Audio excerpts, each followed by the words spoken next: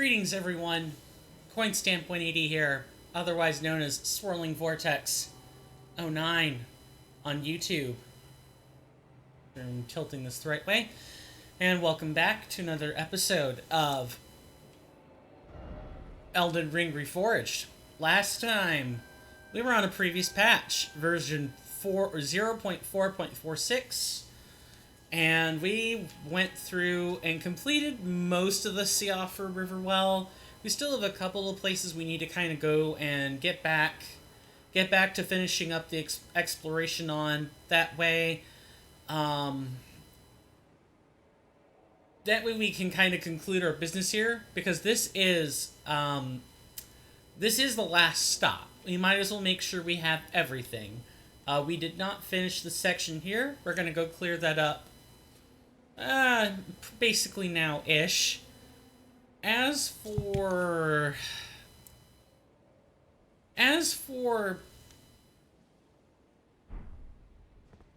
I completely blanked on what I was about to say. I suppose while I'm thinking about it, how is everyone doing today? I myself am, well, I could be better, mentally speaking. But I'm alright otherwise. I'm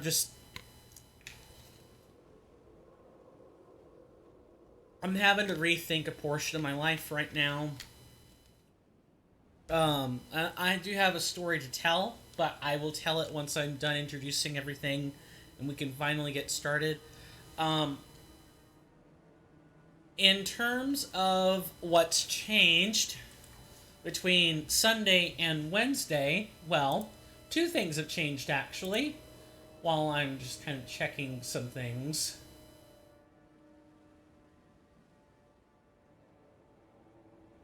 If I go and look at updates, we are on patch 4.4, or I'm sorry, 0.4.47. I'm probably going to drop to the 0, so it's easy to say. Now, if this version of the game ever gets a 1.0, then I will include the leading digit. But for now, it's basically 4.47. Some things that have changed. If you want to find the change log or anything like that, you can type in !ERRW,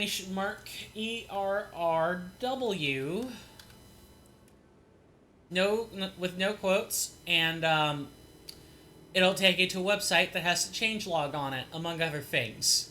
I'll show that off in a hot minute. Pretty much most of the spells had their typings, their damage typing adjusted. So, like for gravity spells, things that are pure gravity deal standard damage. Things that have gravity spells with rocks and magic deal split physical and magical damage. Ice Lightning Slash and Ice Lightning Sword weapon skills have the Frozen Bolts scale off a weapon's own stats instead of faith and intelligence. Multiple affinities are more effective. Things have been adjusted, and even some set items have been added, which is pretty cool. I expect more adjustments like this to come over the course of the next week. The other thing I guess I want to say is in regards to what the command I just posted. I'll go ahead and demonstrate what that looks like now on the website. Let me just find the link. It's this. So, if I bring you over to the homepage, Kurnifer or someone Kurnifer trusts, I don't know which one it is, or if it's some other possibility, actually got a Google Sites up and running for this, which is really cool. It's got an FAQ, which contains a few basic bits of information. It's got the changelog. You can click on the changelog and everything shows up. If you want fortunes are here. They're here now. And it's split into class fortunes and unique fortunes. And it'll even tell you where to find them. Um, if you want not all enemies, but if you want, would it be bosses? Be unique enemy changes, maybe? Yeah.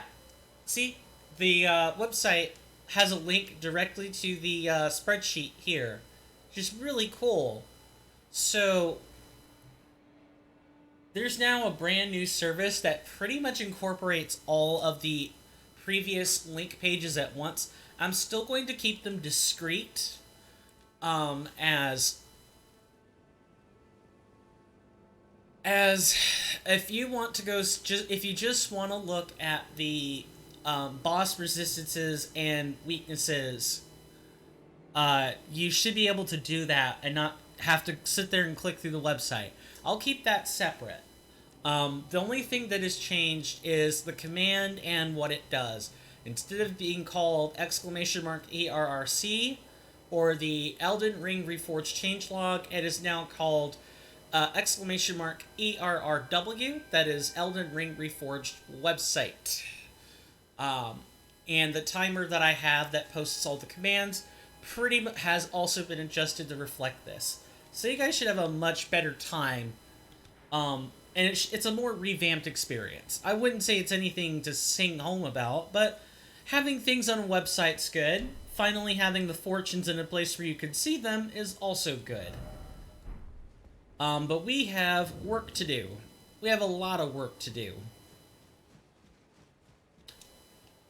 And we should probably just get on with that. Hope everyone's doing alright. I've said already how I'm doing, so that's kind of just a question directed to everyone at this point. Since I said there'd be a story, it's time for a story. So, I'm gonna be changing the schedule within about a week or so. I have dropped one of my 2 classes that I was taking. This class being Organic Chemistry 2 and its corresponding lab. That lab took place from 2:30 p.m. Eastern Standard Time to 5:20 p.m. Eastern Standard Time. It was very late in the evening. I'm going to be getting a house guest within a month that can't be by themselves ever. And because they can't be by themselves ever while they're here, that's going to cut into my lab. Like, I'm not going to be able to attend lab because this person cannot be by themselves. And my dad would be stretching to try to cover the difference. So I just dropped. I just dropped for that reason by itself. But it is compounded with another reason, which is that it's a very different place. When I was taking my Organic Chem 1 lab, we could kind of take our time. You know, if I made a mistake in measuring something, I could go back and fix it. I couldn't do that with this lab. It was measure twice, cut once, and I get that. At workplaces, you can't really do that. You can't. You don't have infinite material. You have to make sure you get it right the first time. I understand that. But the lab atmosphere, off that alone, that one little nugget alone, was very frustrating. I crumple under stress really easily. I get the anxiety sweats badly. And then, you know, depending on how hard the instructor presses me when I'm in such a state, I could completely shut down or come close. I came close in this lab. There are things that you're supposed to check for that kind of answer the common sense. Like, do you have common sense?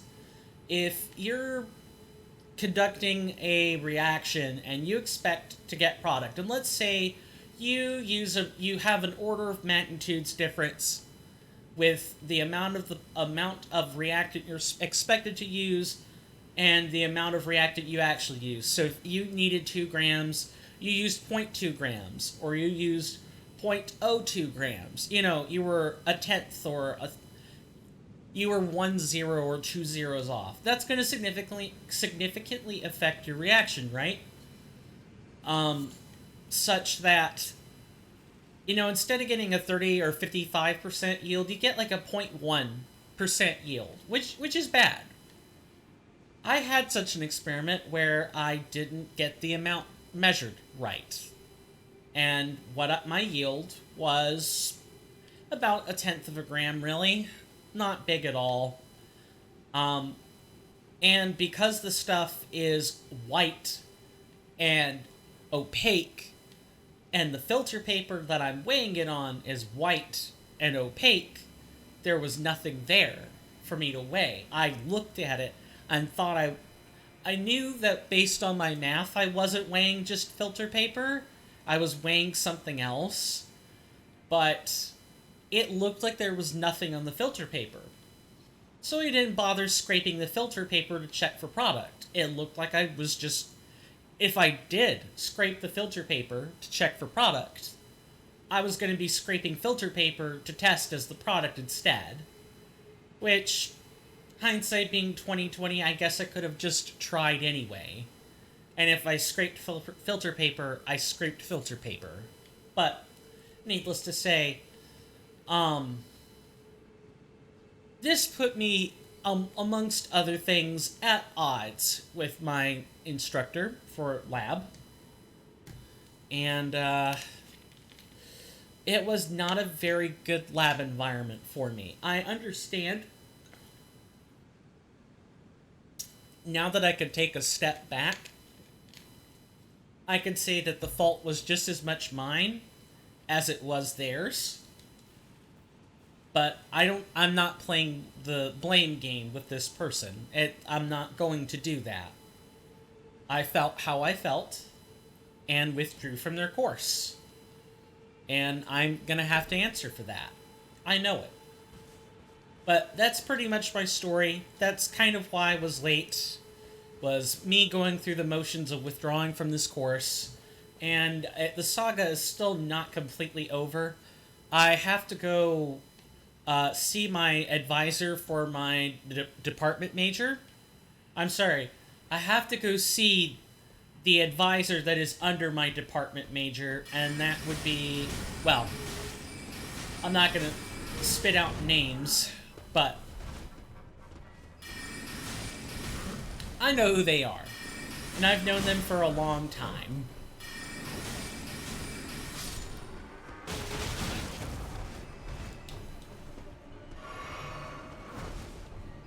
Only problem is, she moves offices. Or at least she has the habit of moving offices. I don't know if it's on her. It probably isn't.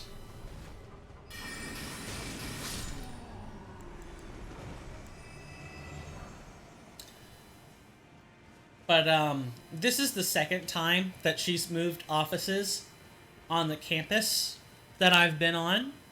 First time was to switch over to a completely different portion of the city, where her office was in the medical district, and now her office is much closer to a building the hospital uses, rather than a building I use. And I don't have clearance to get into her building anymore, which makes me think that for whatever reason,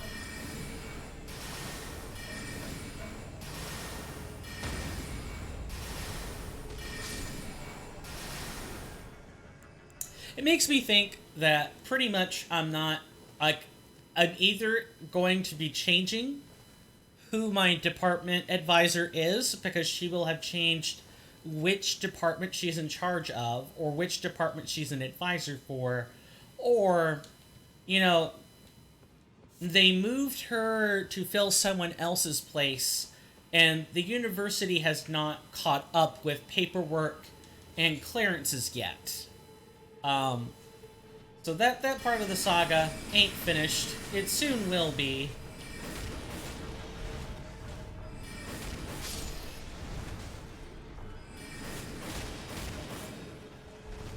Oh, that's not good. Yeah, you want to be very careful. The camera can be really mean to you here. The camera can be exceptionally mean to you here. Just make sure you're paying attention and you'll do just fine. Especially rolling around, you can roll off cliffs without so much as anything more than a flick of the stick and the press of a button, and you'll be off the cliff. Trying to think. Yeah, that's pretty much today's story. It's just me adjusting, and really, I kind of have to look in the mirror and ask myself what I'm doing, where I'm going.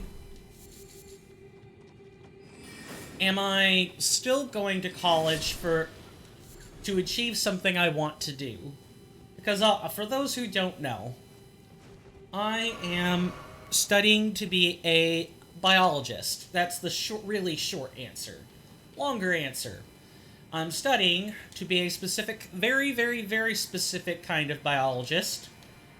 And to do that, I need to go through a degree path referred to as cellular and molecular biology. That means I study cells, viruses, and proteins or other components of cells and attempt to really understand how they work on a molecular level as well as on an organized on a more organized level, such as with tissues or within organs. I really have to understand how all that works. It's also about studying the various energetics of biological processes, like the simple act of, with this coffee I'm drinking, there's sugar in here. Your body has a specific metabolic pathway for breaking down sugar. It's called glycolysis. The corresponding process where it builds up sugar is called gluconeogenesis. They're paired. They are completely opposite processes. And your body has to go through and use energy in order to break sugar. But at the end of glycolysis, you actually get some energy as opposed to not having any. Why is this? Well, because reactions in glycolysis that are normally non-spontaneous are coupled with a energetically spontaneous process as well. So in glycolysis, you break up, or not break up, you need to take ATP, you need to make ATP essentially. But you kind of have to take ATP, you have to break the bonds in adenosine triphosphate and phosphorylate whatever molecule you're looking to make. In this case, is sugar, and that corresponds to a number of, or to an amount of energy. You need energy in order to cause energetically non-favorable reactions to take place. So your body, being the efficient little organism that it is, each of your cells have various enzymes and processes that are used in order to make this happen. Additionally, many of these reactions are coupled together. This is referred to as energetic coupling, where you take a process that normally involves or requires energy to be spent, and you pair it next to something that releases energy, an endergonic and an exergonic reaction. You pair both of those together, put them in the same substrate, or the same, and basically it's put them in the same place and force them to collide with one another so that the reaction actually takes place. As reactions are all about shape and energy. Right molecule needs to be a certain shape, and the molecule needs to collide at a specific speed in order for reactions to take place. This is just chemistry 101. If you don't have the right shape, molecular shape, and you don't have enough kinetic energy and enough potential energy, aka electrons, you're not making a reaction. Those molecules are just going to either bump and go their separate ways, or they're never going to meet each other to have a reaction. Your body uses a bunch of enzymes in order to lock the molecules in place. It's more like giving them a limited amount of space to guarantee a collision. That's really what an enzyme is doing. And it forces both endergonic and exergonic reactions to take place in the same area so that their byproducts can be used to fuel each other's reactions. All that fun stuff. I said all that to say glycolysis is a really important process, and understanding how something generates its own sugars can help in terms of understanding, oh, well, if you take away this enzyme,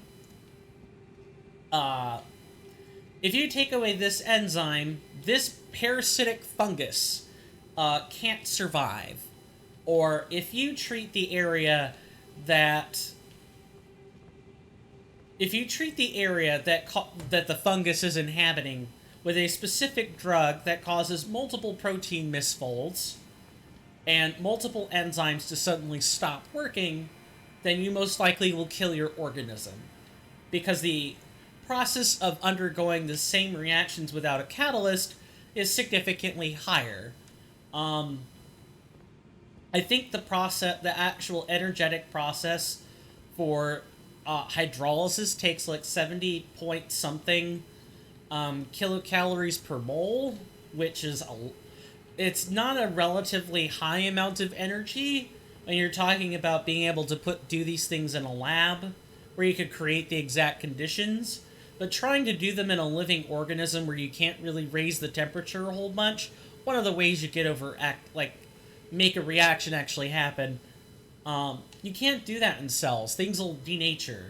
So what do? Instead, you force the molecules into the correct positions, into the correct alignments, and have the molecules be close enough to form a bond that it actually forms a bond. Or the bonds that are broken, and they don't just bond all willy-nilly. Life is very efficient that way. That's pretty much what I'm studying, and I want to take all that knowledge and be able to say, okay, if someone engineered anthrax to be deadlier than it is right now, where it's either deadly if it's ingested or in your blood, or it's not if it's on the surface of your skin. If someone made anthrax deadly no matter where it is, I would be the person looking into that and saying, okay, which gene do they mutate? Which products do they form? Which genetic markers have been manipulated? How exactly has it been genetically manipulated? And come up with a solution to either deal with the molecules it makes or to deal with the organism itself. One of those two things are happening. And I want to own a international firm that does this. That's probably the scariest part so far of what I'm looking to do, is I am looking to take that job and make it something that's human-centric rather than something that is nationally centric. So like the US has a CDC, the Chinese have a CDC, the Japanese have a CDC, the Brazilians have a CDC, so on and so forth. Any major country that even exchanges anything remotely technological or scientific in value has a CDC. Or takes their biosecurity seriously has a CDC. And I want to take that premise and turn it on its head. What if, instead of nations being in charge of this, what if just a collection of humans were in charge? And what if people were paid to contract this information out to all the governments of the world and say, we know this, this, and this about this potential mutagen that could be played with. It appears to be human in origin, or has the potential for human mishandling. What do your governments want to do about it? And of course, we'd be more than happy to provide your governments with all the documents necessary for research, for their own research purposes.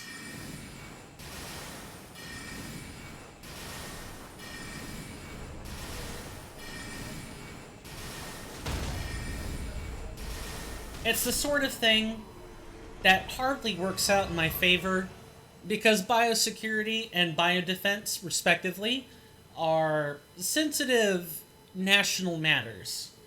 Having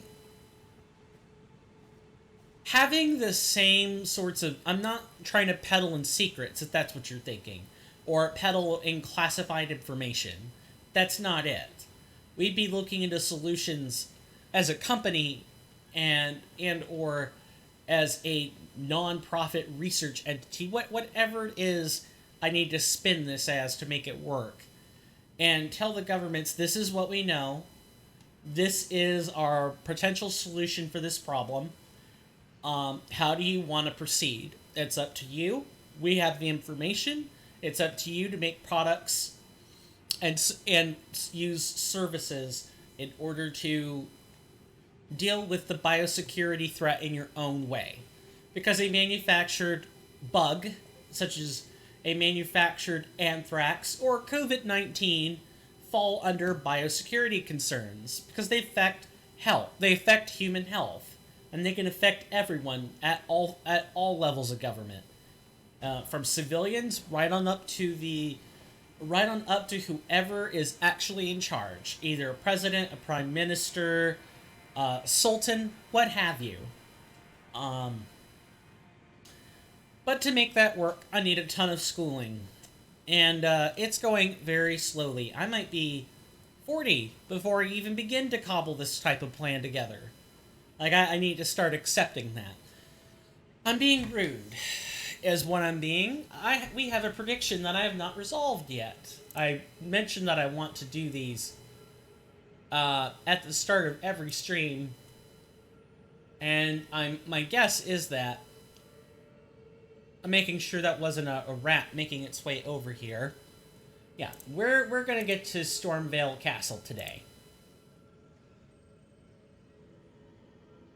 And for those who are like, ooh, what's the prediction for? Fake engagement, right? No. I mean, I could use that to stir up conversation, tell you about what I'm doing, or, we can talk about, oh, well, why is this the correct answer instead of anything else? Yada yada, blah blah blah. Dismiss this message. I don't need it now. Additionally, I'm trying to think of what else I wanted to say, and I literally just lost it. With the fact that I'm gonna be basically having class only from 9 to 9:50 in the morning every day, and not anything else, I'm going to be changing up the schedule to account for this new free time.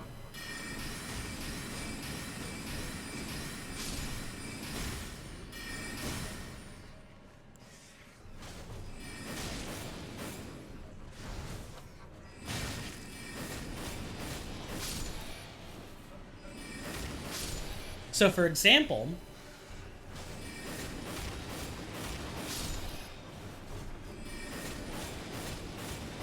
I might be able to start at, say, noon Eastern Standard Time, or I might be able to go until 4 Eastern Standard Time. I might be able to stream on Monday instead of Sunday, where people are in church or observing spiritual practice. I might be able to, work on Tuesday, etc., etc. I'm able to bring you more content at the exchange of my personal life.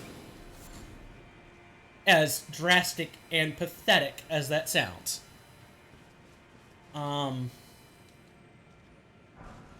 Regarding content, I need to decide what I'm gonna do about the main channel, Swirling Vortex 09. I've promised that I would play through Grim Dawn and Elix. However, that's a lot of editing work, and even with being out of a class now, um, I'm gonna have to take Organic 2 eventually. 1. 2. Um, Editing for anything more than like an hour on my computer where I have a data limit is a hard ask right now. And I'm not sure I can... I'm not sure I'm going to be able to get the mixing board now because of the dropped class. We'll have to see. We'll have to see. Because I have to pay the college back for courses I don't finish. That's just generally how it works. And no, that doesn't mean I'm in financial straits and I'm going to start asking for bills to be paid. No, I'm good on that front as well. Just, you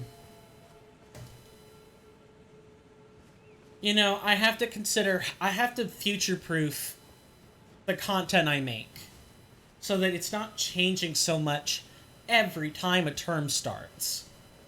I want the streams to be consistent and for me to actually be able to do them. I want to be able to bring you guys consistent content in RPGs you're interested in or in projects I promised I would finish. You deserve that. You deserve someone keeping their word. When I tell you I'm going to do something, I do it. It might take me a week or a month or a year, but I will do it. So I guess I'm either going to probably consolidate a couple of channels. For example, I'm probably never going to make a YouTube short, let's be honest.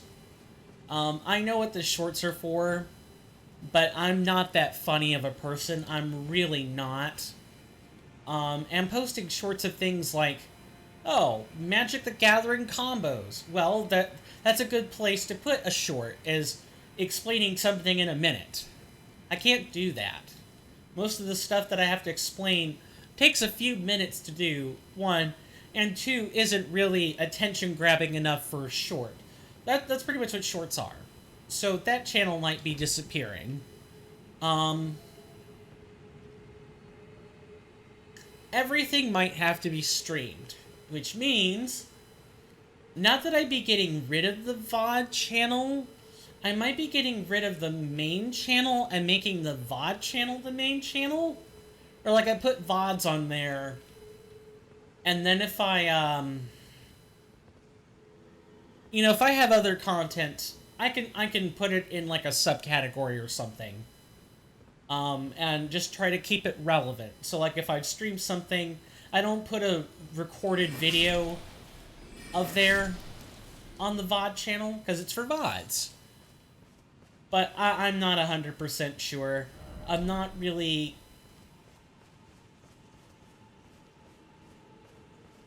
I'm not really set on that course of action yet. I still need, and I think there's an item up there, if you're wondering what I'm doing. I want to improve. I want to make sure I'm bringing you guys content you like, and I'm doing it in a coherent, stable, and orderly manner. Did I release the Discord messages for this? I think I did. That's always one of the most difficult things that you have to do, is just like make sure, did you actually send out the tweet? Did you actually send out the Discord messages? Did you do all that? And I did. Anyone else ever, you know, have to put up a whole bunch of notices and like, oh crap, I forgot one? I don't know if... I feel like I'm missing... Oh, I am missing one. I know where it is too. That's probably the weird part. I know exactly where it is.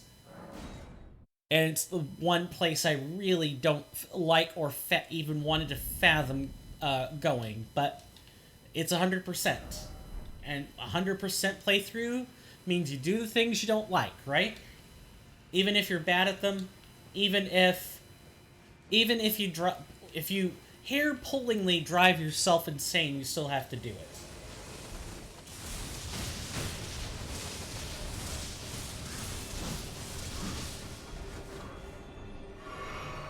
That could have been really bad.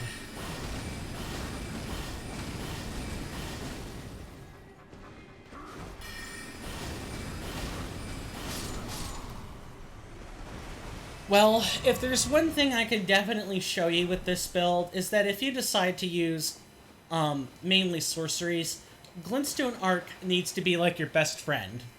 Use it. Make sure you use it.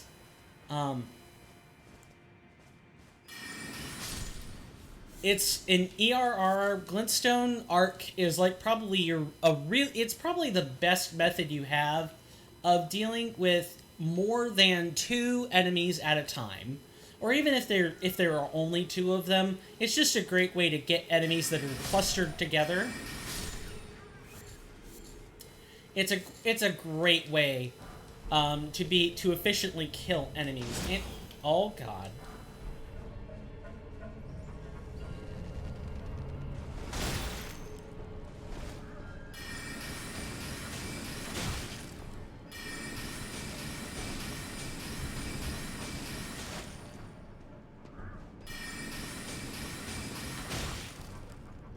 I need to be very careful here.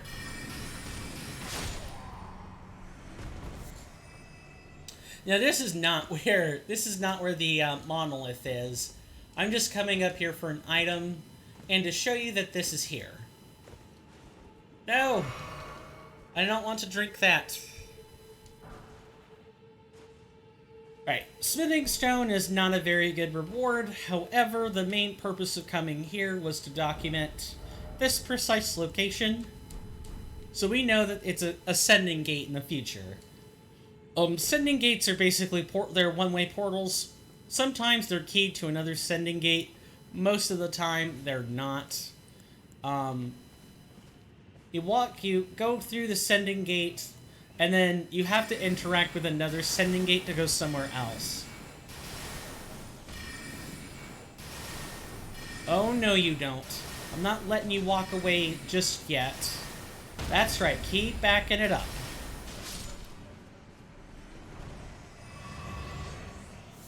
Good stuff, good stuff. If you do want smithing stones and other materials, the Siofra River Well really is a place you can go to get all of those. Yeah, it really is. I cannot talk today, or concentrate for that matter. Yeah, bones, flowers, leaves, you know, even gold-tinged excrement you can get here. You just gotta kill boars for it.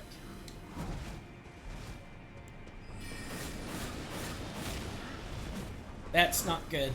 I know what was on that cliff there.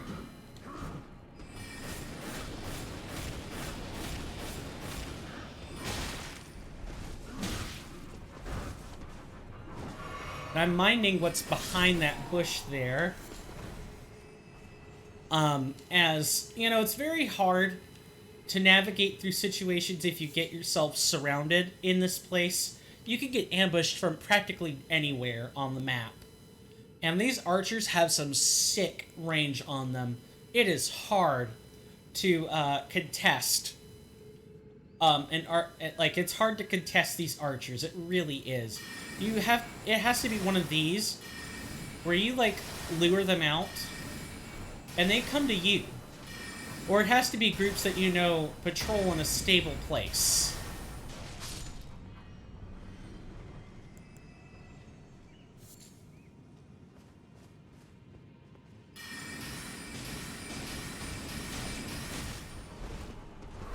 And these guys close the distance really fast. But if you just I know. I say pay attention a lot, but that is the truth. If you pay attention, it's hard to get surprised by anything in this game. But the bigger key is to stay calm. Just stay calm. You're much better off if you stay calm, take deep breaths, and don't let the game intimidate you. Like, it's okay to feel scared or panicked, but you have to make decisions in that state. You can't shut down. As I've learned in lab, the world ain't gonna wait for you to recover from your panic attack before asking you to do something else. The world ain't gonna wait on that. And because it ain't gonna wait, you're responsible for your own safety. You're responsible for your own decisions. And only you can make them.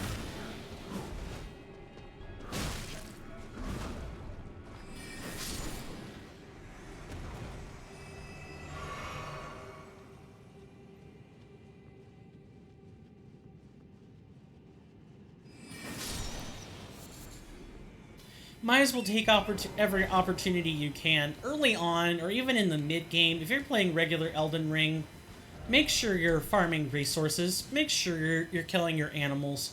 And I know I'm saying that in a not exactly sensitive way, but there's no other way to say it. You kill animals to get resources. You need to clean and get their bones.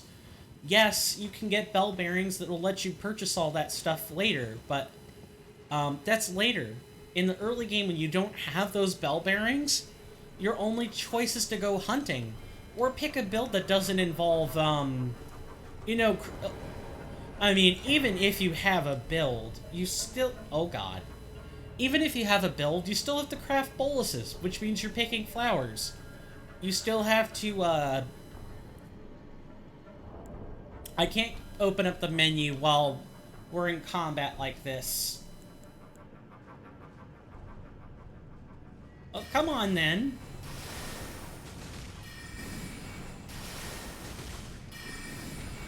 Nice.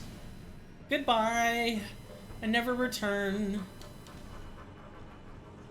And they're still keyed to me. They still know what I'm doing.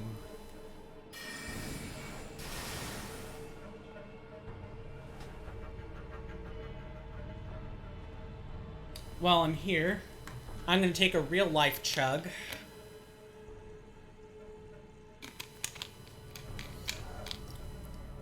Anything not cold brew is getting really hard to find these days. So I gotta take regular coffee where I can get it. Even if it's pumpkin spice latte. I like pumpkin spice. I like lattes. I'm not sure I like whatever Starbucks has decided to do with this altogether. It's spicy sweet. No, it's not. It's barely a drop in the bucket. But then again,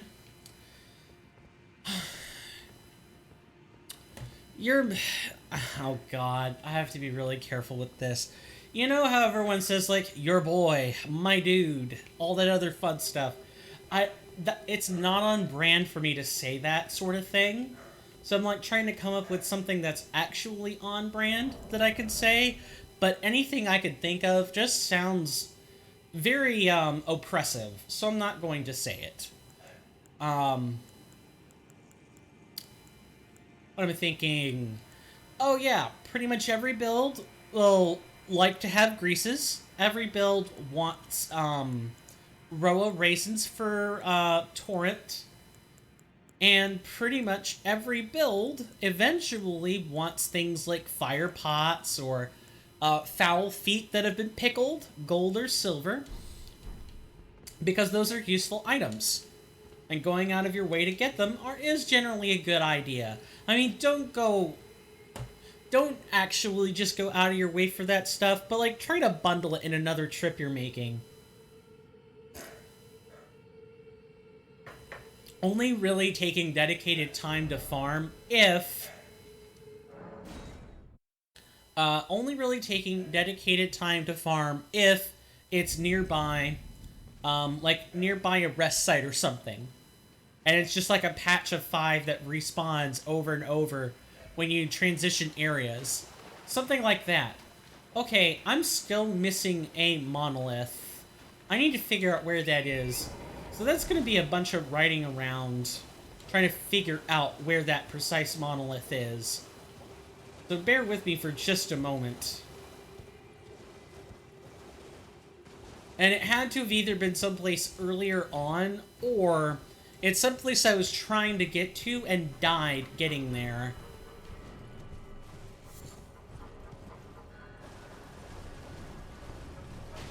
And I'm thinking it's also next to or nearby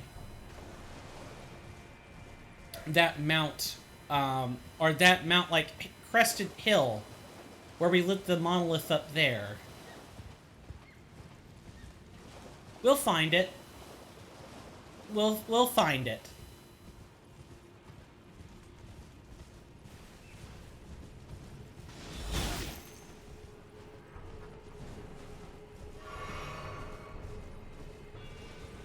Okay, that's lit. Sorry, I'm really trying to focus, because I'm trying to, like, pan the camera really fast. Well, not really fast, but, you know, as fast as my 30-year-old brain can process. And while I'm doing that... Ah, yes, here it is. Of course it would be near something we don't want to be involved in.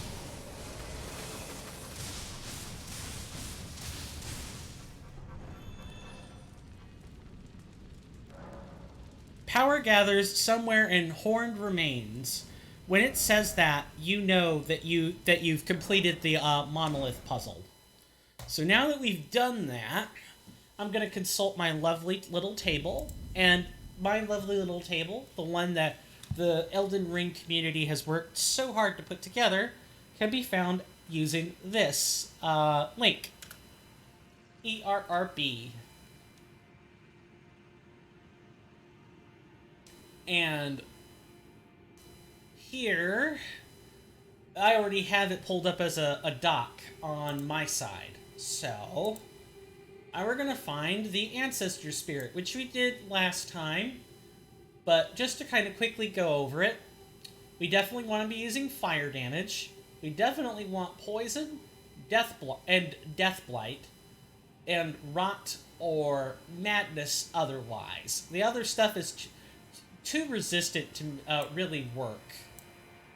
And a combination of fire and statuses, the only thing that really makes any kind of sense to be using at this time is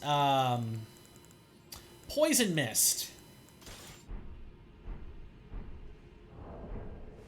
So let's change up our spells for that. Let's first change up our fortunes. No, I don't want to divine any. Fortune of the Warlock.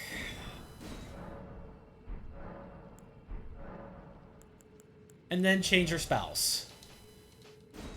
For our spells, we want Catch Flame, we want Flame Sling, we want Bestial Sling, Poison Mist, Flame, and Flame of Frenzy. We might be able to get away with Dragonfire, but honestly, the upgraded version of that spell is just way better. Oh, and also, before I'm forgetting, can we... No, we still can't really use that spell yet. I suppose the last thing we'll do is put a heal in. The Ancestor Spirit does have the capability of healing. I don't think the normal one does this, which is what we're going to be fighting now. I do, however, think the Regal form will heal like 3 different times, and it restores a set amount of health each time. Yes, see, this is how we know. Here in the Hallowhorn grounds that we have our boss. We can touch the remains. We couldn't interact with this before.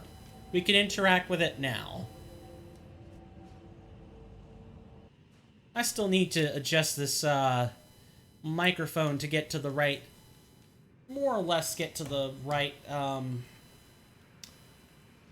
right volume.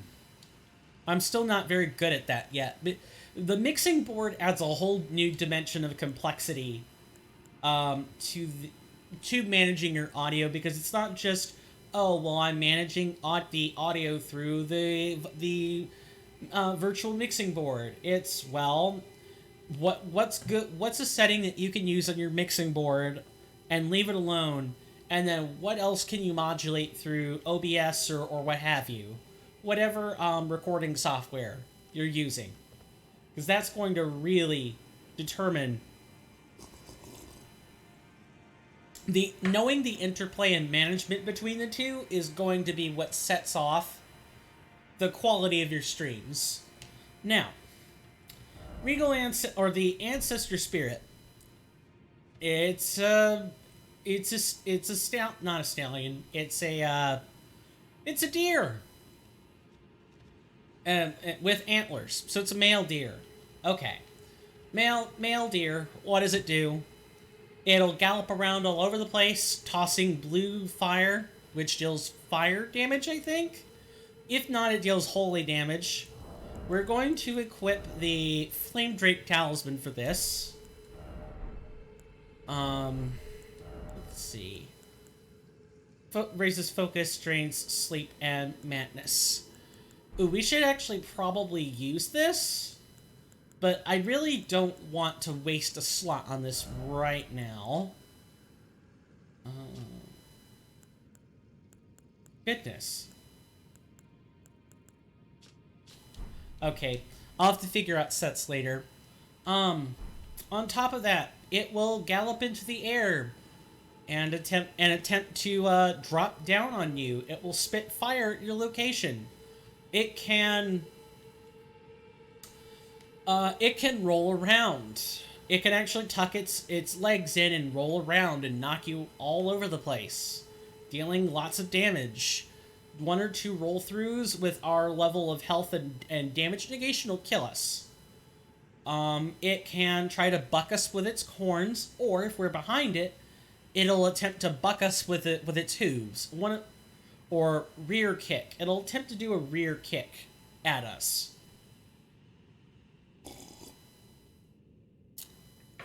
All of which are very dangerous.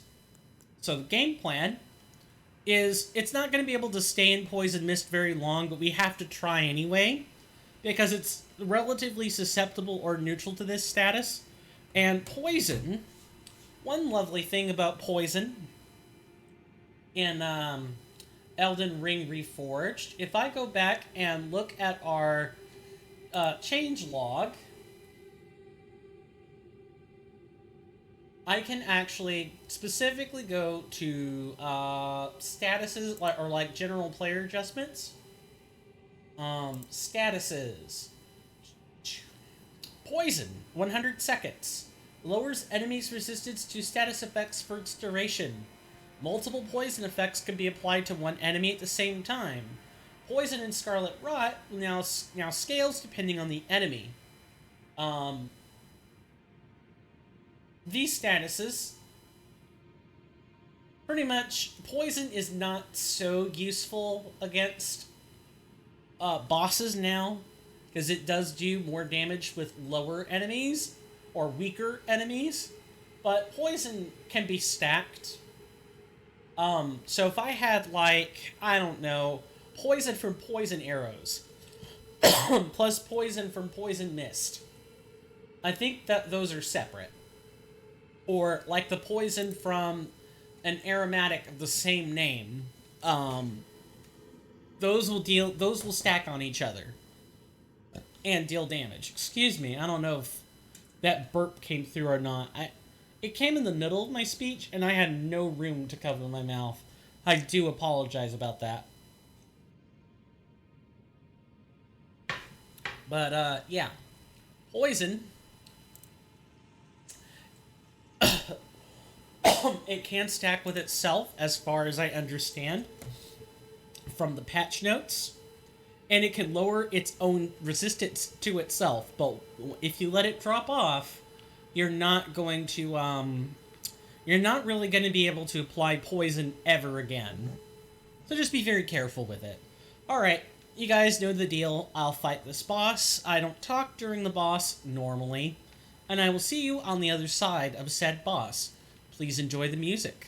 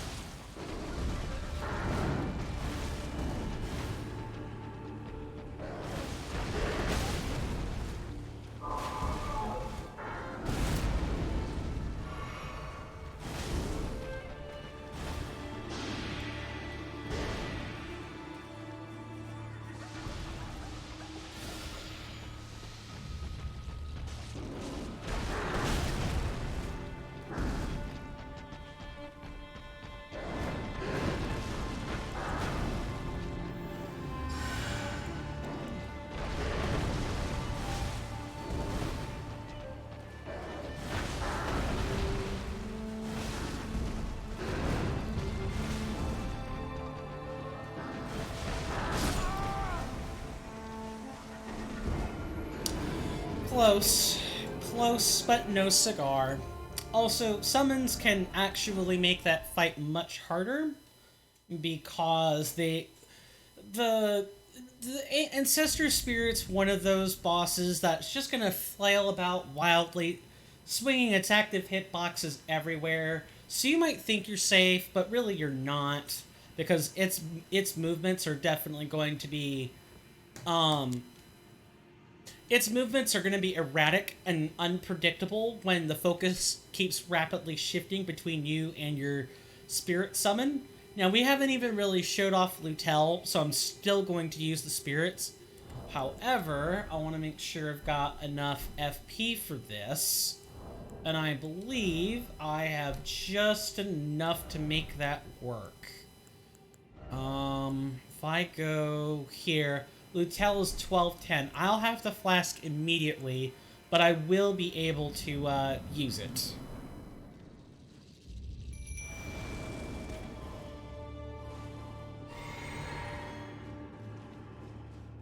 Oh, and Lutel will inflict Death Blight, which I think it's immune to. It's mostly a body, more than anything.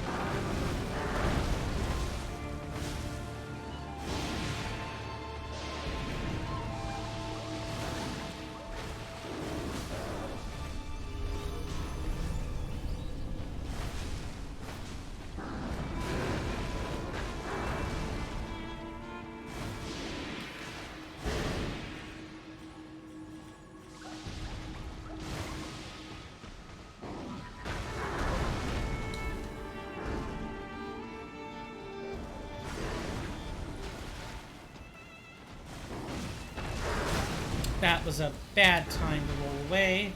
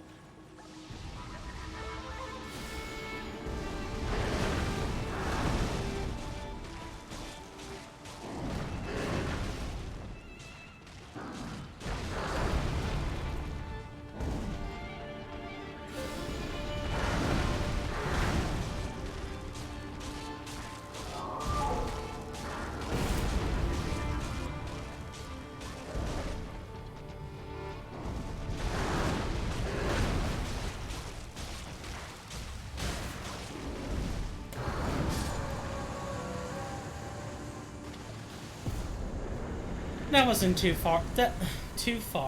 That wasn't too hard. We just needed to be patient.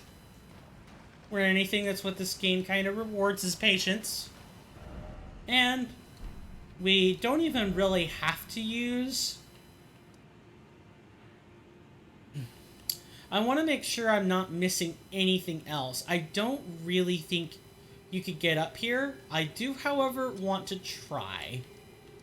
So we're going to take all of our hard-earned runes, convert them to hard runes for later, and go from there. And while we're between ads, sorry, I know I'm kind of yelling, I don't mean to.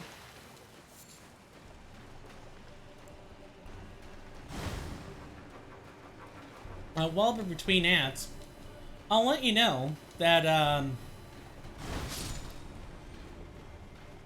the best way to avoid ads, I know, I got a shilling, oh, fake streamer, get out of here with that nonsense. But, I mean, gotta put bread on the table, and being a student ain't always going to cut it. Have to earn my keep some other way. If you like the content well enough and want to support me, first leave me a follow. It's a free thing you can do to support any streamer. It's always appreciated, and all you really need. But other than that, I think they're immune to this.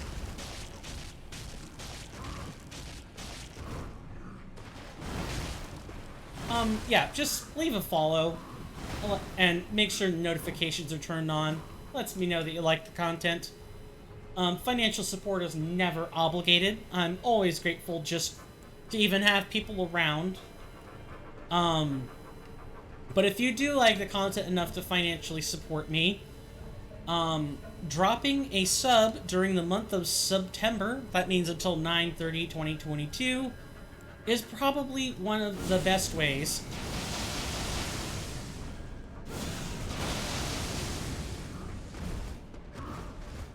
Probably one of the best ways you could really support me.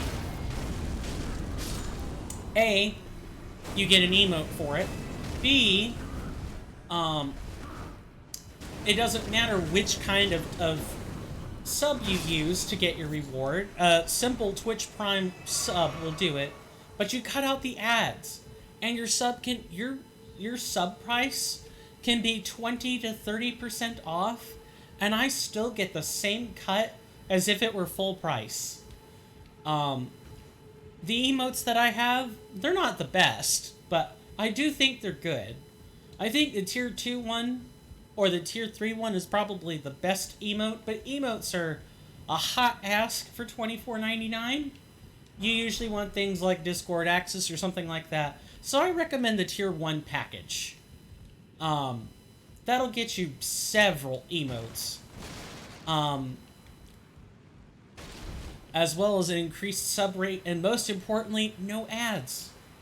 So if you do want to financially support me and you want a better viewing experience, use your Twitch Prime sub. Get a tier 1. Those are the best ways you could possibly escape the ads. Apart from that, I do my best to try to make it so there aren't pre-roll ads. I think there is some pre-roll during the first 2 minutes, but that's just because in order for Twitch to say, oh, you have enough to eliminate pre-roll, you can't start after the 1 minute mark. You need at least 2 minutes. That's pretty much what it is. I've said more than enough. Like, way more than enough. I know, shilling, right? Ugh. And I hate ads as much as anyone else. If corporations could get their funding some other way, the world would be a lot better off. But because, viewership and digital content is such an important medium in these times, I get why there are ads. Plus, you won't ever buy their products if they never advertise. Which, granted, for like food or medicine, especially medicine, that's the thing that I get Europeans telling me about more than anything is, you're not allowed to advertise your medical products over there. It's really weird. Maybe the patenting process is different in Europe, and I can't speak for like medical technology, but what I can do is speak from somewhat of an experience on medications and stuff. In the United States, there's a patenting process that you get 7 years in which to, you're supposed to file the patent and show that your product works empirically first. Then, when the patent is actually approved, your time is supposed to start ticking down on the amount of time your product can be exclusive.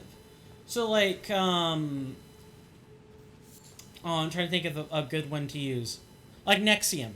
Nexium used to be exclusive for a long time. You could only get Nexium. You could not get esomeprazole, or whatever the generic equivalent for that is. You couldn't get it. It had to be through the manufacturer and through a prescription your doctor gave you. Nowadays, you can find generic Nexium anywhere. It's expensive, but you can find it. And the reason that you're able to find the generic now is because the patent officially expired on Nexium. And so the U.S. Pharmacopoeia, which holds the formula for Nexium, or it should be esomeprazole, but I could be misremembering. Well, that formula is free access now. Anyone who wants to know the chemical makeup of Nexium can find it using the U.S. Pharmacopoeia. And they can take that and make a generic version of it. Now, they still have to bear in mind that if you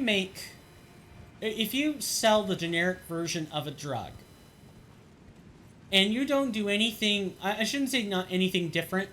If you want esomeprazole, you should get esomeprazole, not cetirizine or meclizine or anything else. You should get the drug you purchased. But the type of binder used for your tablet or capsule could be different. Not only can the binder be different, I think I have to approach this from over here and not on the other side. I think we're actually done here.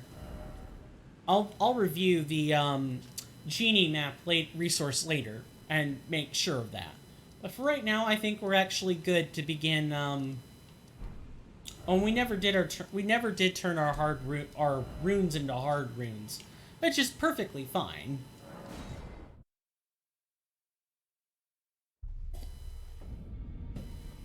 We now get to engage in the opposite process. Yeah, they can change which binding agent is used, the packaging. They can arrange their own deal, and they can sell the generic product under its generic name, esomeprazole, or under an individual company or brand name, without claiming it's Nexium, because Nexium has a specific brand design on it, or specific binders, or other things that make Nexium Nexium, and not esomeprazole or anything else. That patent process ticks down, like, it starts winding down as the patent is pending for approval. It doesn't have to be approved for the timer on it for how long you can get the generic, get exclusive rights to sell it. Normally you get like 20 to 25 years for these things, and so the drug price is supposed to be reasonable to reflect this. But since the time ticks down as soon as the application starts, by the time you're done with your clinical trials and are ready to present the final version of your drug, you've lost somewhere between 15 to 18 years on your research patent. And you get the approval to sell it and market. So companies will often jack up the price of your drug in order to sell it to you so they can recoup that profit, or those lost profit margins. Because researching drugs takes a lot of money. Like, you get research grants for like a couple $100 million. And sometimes those aren't enough for the research of the drug. And so the research patents have to be, not the research patent, but like research grants have to be renewed so that it can finish, so that people can properly finish researching the drug. Which is insane. The whole point of a research the whole point of getting exclusive rights to sell a drug that you've worked really hard to make, and it works, and the contraindications are few and far between, or they're within acceptable medical limits, you should get your full amount of time that you paid for. If in your contract you say, okay, I have this much time to make the drug to make sure it works, and I get 10 years worth of exclusive rights to sell that, you should get that. You shouldn't be the people who undergo or approve the patents and then, initiate the process of having it penned for approval should not have that time elapse while companies are researching. Drugs would be a lot cheaper if this simple little thing were being observed. It's really sad. Like, people say, Big Pharma is responsible for the drug prices, and yes, they are. But it's not just the companies. The companies are part of the problem. The insurance companies are part of the problem.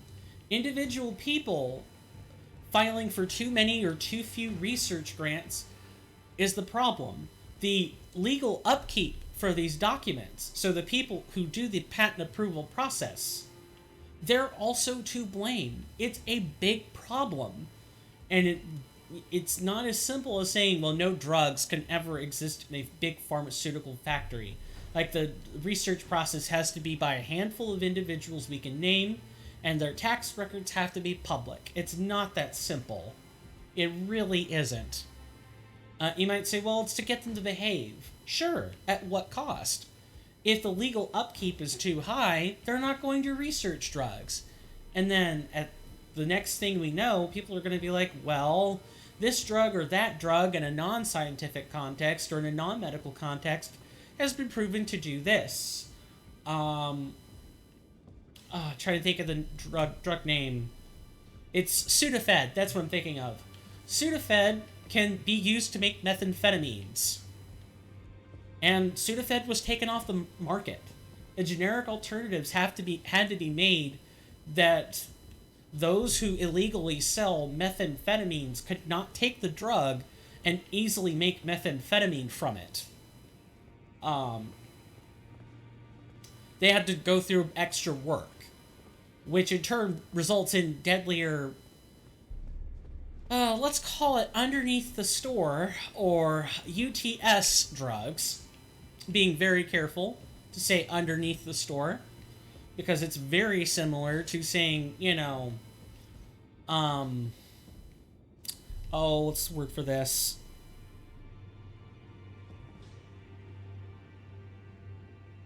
I forget the word. I'll be very careful with the acronyms I make, regardless. Well,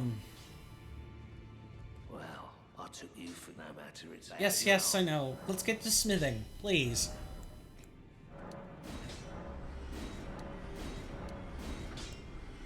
It's everything in terms of items. What about duplicates?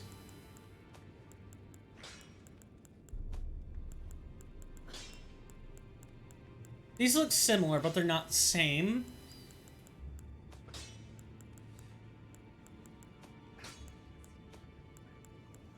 Nope, all different. Weapons are like a really easy place to get duplicates. Yeah, we've got a few here. That should do it. Okay. So we have 38k. 38k will let us... We can't upgrade this staff anymore. We can upgrade the finger seal.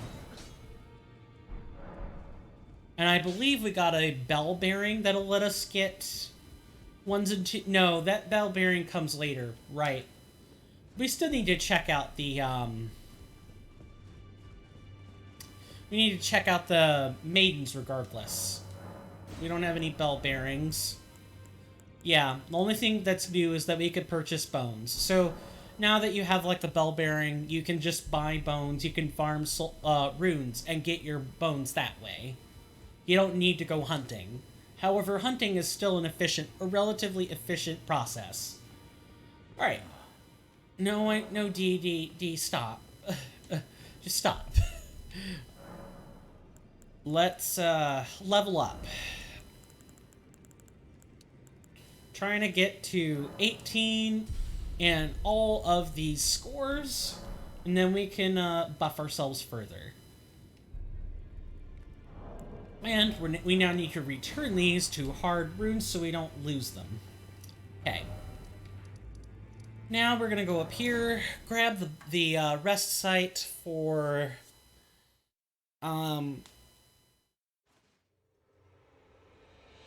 grab the rest site for the boss, and then we're going to take our intermission during the next ad, so it should be fine. Take the time to go stretch your legs, you know, get a new cup of tea, whatever you want, really. And we'll be back after the 10-minute mark. But yeah, we've actually made it to the castle. Congratulations! Prediction came true! Yay! Yeah, prediction came true. First one that's come true. And I think I might prepare another prediction for when we get back. And then after that, we'll go from there. The castle will probably take us at least 2 episodes, but shh. It's a dev secret. Trust me, it's a development secret. It'll be part of the plan after coming back. See you guys in 10 minutes.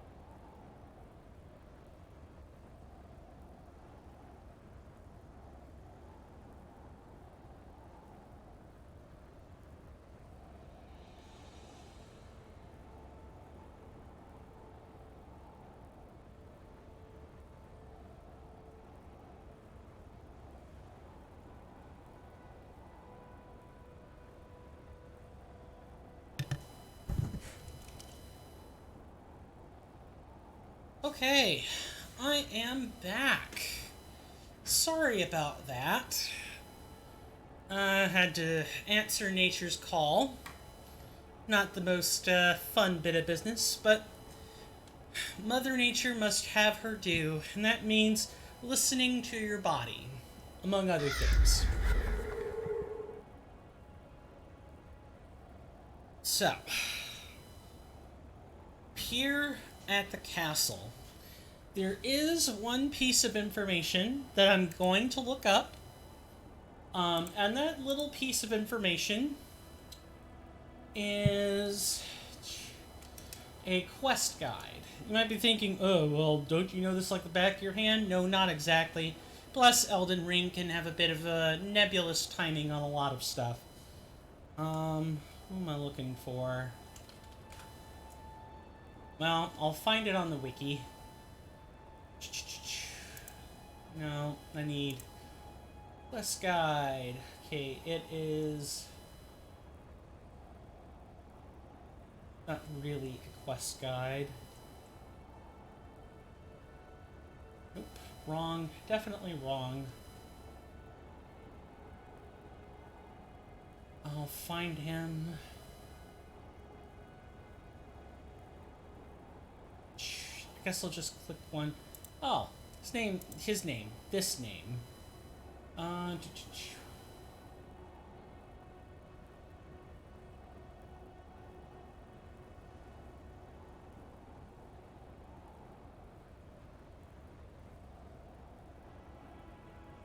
Okay, I'll have this ready as needed. Hey there, Alex. Welcome back. Good to see you.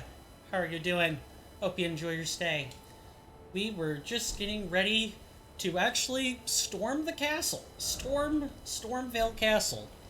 We're about ready to conclude this little 2.5 region series of this portion of the game, and then we will actually be able to head north and east and tackle much bigger, better challenges for the sake of powerful pieces of gear.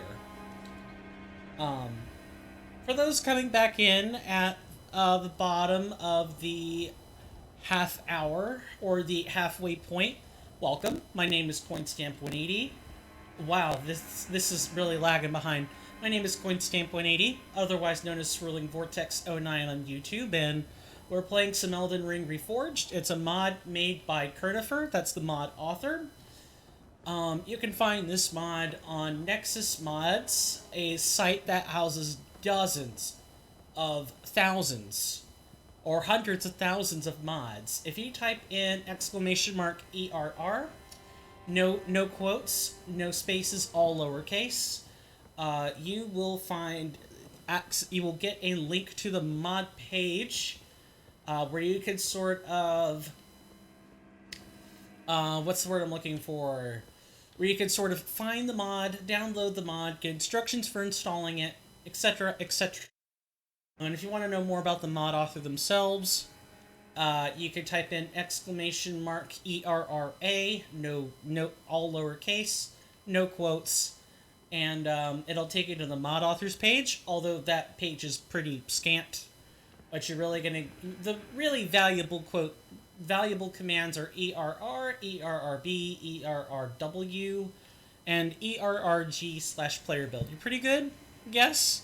A little dizzy from the beer you drank? Ah, I see. So, buzzed, I guess, is probably... Well, no, dizzy is more than buzzed, huh? Hoping to sleep a little bit better, because I can't sleep really well. Are you an insomniac by chance? So, like, sleep itself is just difficult? Or, is sleep fine and you're just like, I can't, for whatever reason, I can't sleep, so I'm hoping the alcohol plus a trip down Stream Alley with Coin will fix that. And while I'm waiting for that, I will mention, for those who are watching, Stormvale Castle is an incredibly deceptive place. It is the first legacy dungeon you get access to outside of, say, stuff in Caelid.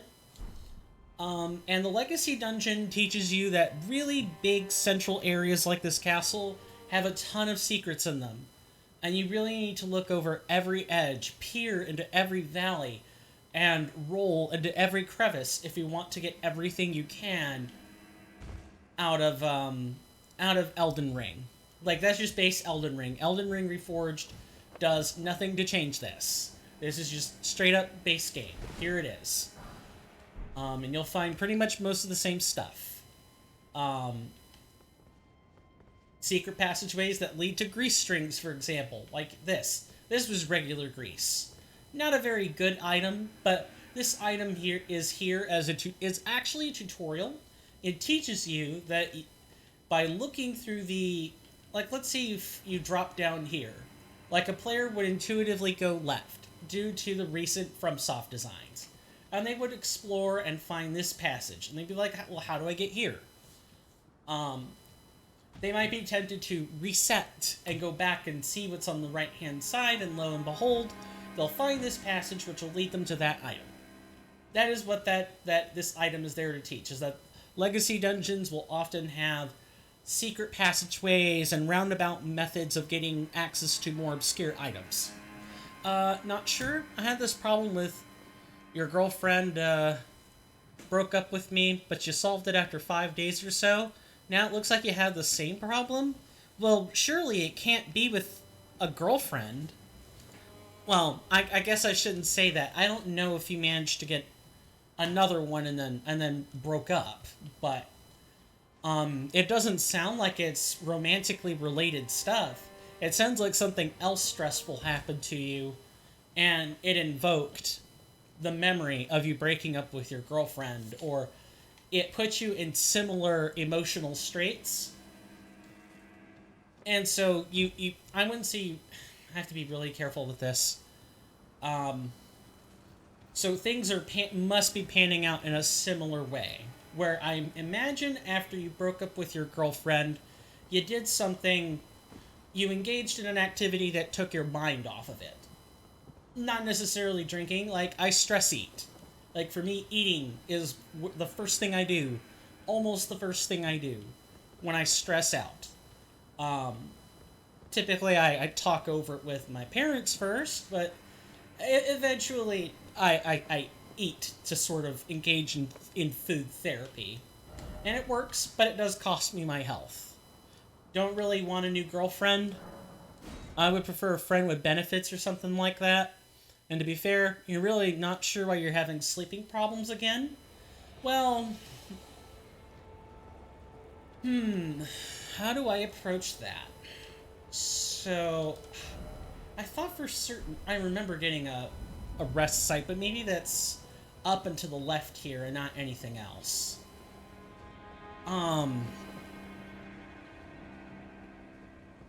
Do you normally sleep late? Because I know that typically humans have a circadian rhythm that responds well in the morning and generally doesn't respond well at night. People who generally go against their innate circadian rhythm almost always have sleeping issues to associate with that. Or especially if you have like a running man's sleep schedule, where it's like 4 hours of sleep here, up for 4 hours, 4 hours of sleep there, up for 4 hours. That can lead to sleep issues over time. I do, but sometimes I feel really tired and I try to sleep, but you can't. That sounds like insomnia, and you should go talk to a doctor about that. Come over here, would you? Oh, okay, I'm over here. What do you want? You're tarnished, aren't you? I would advise against taking the main gate into the castle. It's tightly guarded by hardened old hands. Oh, try the opening right here. This one? Guards don't know about it. You'll breach the castle undetected. Very well. I mean, hey, I'd rather have an easy time getting into a castle rather than charging the front gates. Yes, that's the spirit. You're just the kind of tarnished that I like. I don't like that I sentence. pray for your success. Use that opening to breach the castle. The guards haven't a clue about it. You'll slip right inside undetected. That's two sentences that say the same thing. Yeah, you're All just... right. I pray. So, he hasn't told you his name yet, and I'll get to those comments in just a second. This guy, his name's Gostock. Gostoc. Gostock. This guy sounds like he's a real helper. He isn't. Don't trust him. When he said, you're just the kind of tarnished I like, taking hidden entrances nobody knows about, yeah, that set red flags up for me when I first heard it. That should definitely set red flags up for anyone else who either hasn't played this or already knows dear old Gostock here. We'll be seeing him a lot. I even have a guide ready because this guy has probably the most innocuous side quest appearances ever. He is deceptively an important NPC. Don't forget about him. Now let me turn to these comments. 2 days ago you had that problem. Last night you slept pretty good. 4 a.m. to 2 p.m. Yeah. It sucks when you sleep more than 12 hours and still feel tired. Well, it's either insomnia or you're experiencing some sort of full body fatigue, whether it's due to too much of a hormone, too little of a hormone, a lack of exercise, a lack of water, a lack of a proper diet. All those things can lead to sleep issues. And I'm not saying you have those problems, just that those things can be problems. So the only way you're really ever... You can do your own research. Not that I caution against doing your own research. I would say be careful when doing your own research about medical issues. It's very dangerous because people will often not vet the research properly. And I'm not saying you don't. I'm just saying that's a general trend among the average standard population, US or otherwise, that people often don't vet their research or don't bother to cross-examine the research. Who wrote it? Blah, blah. And you can misdiagnose yourself. I watched my own sibling do it, where they definitely Googled themselves into taking medication, over-the-counter meds they shouldn't have, to tell people that about problems they didn't have, or they became a partial hypochondriac for a little while, where someone said it and they thought about it really hard and then determined they had it, when that's not how medicine's supposed to work. The only way you're really going to know what your sleep problem is, it could just be exhaustion. I'm not trying to say, well, go see a doctor. That's the only solution. Like, make a note of it. Like, write down, like, keep a log of your sleep. That's what I would do. Log when you first try to go to sleep. Log every time that you failed to go to sleep.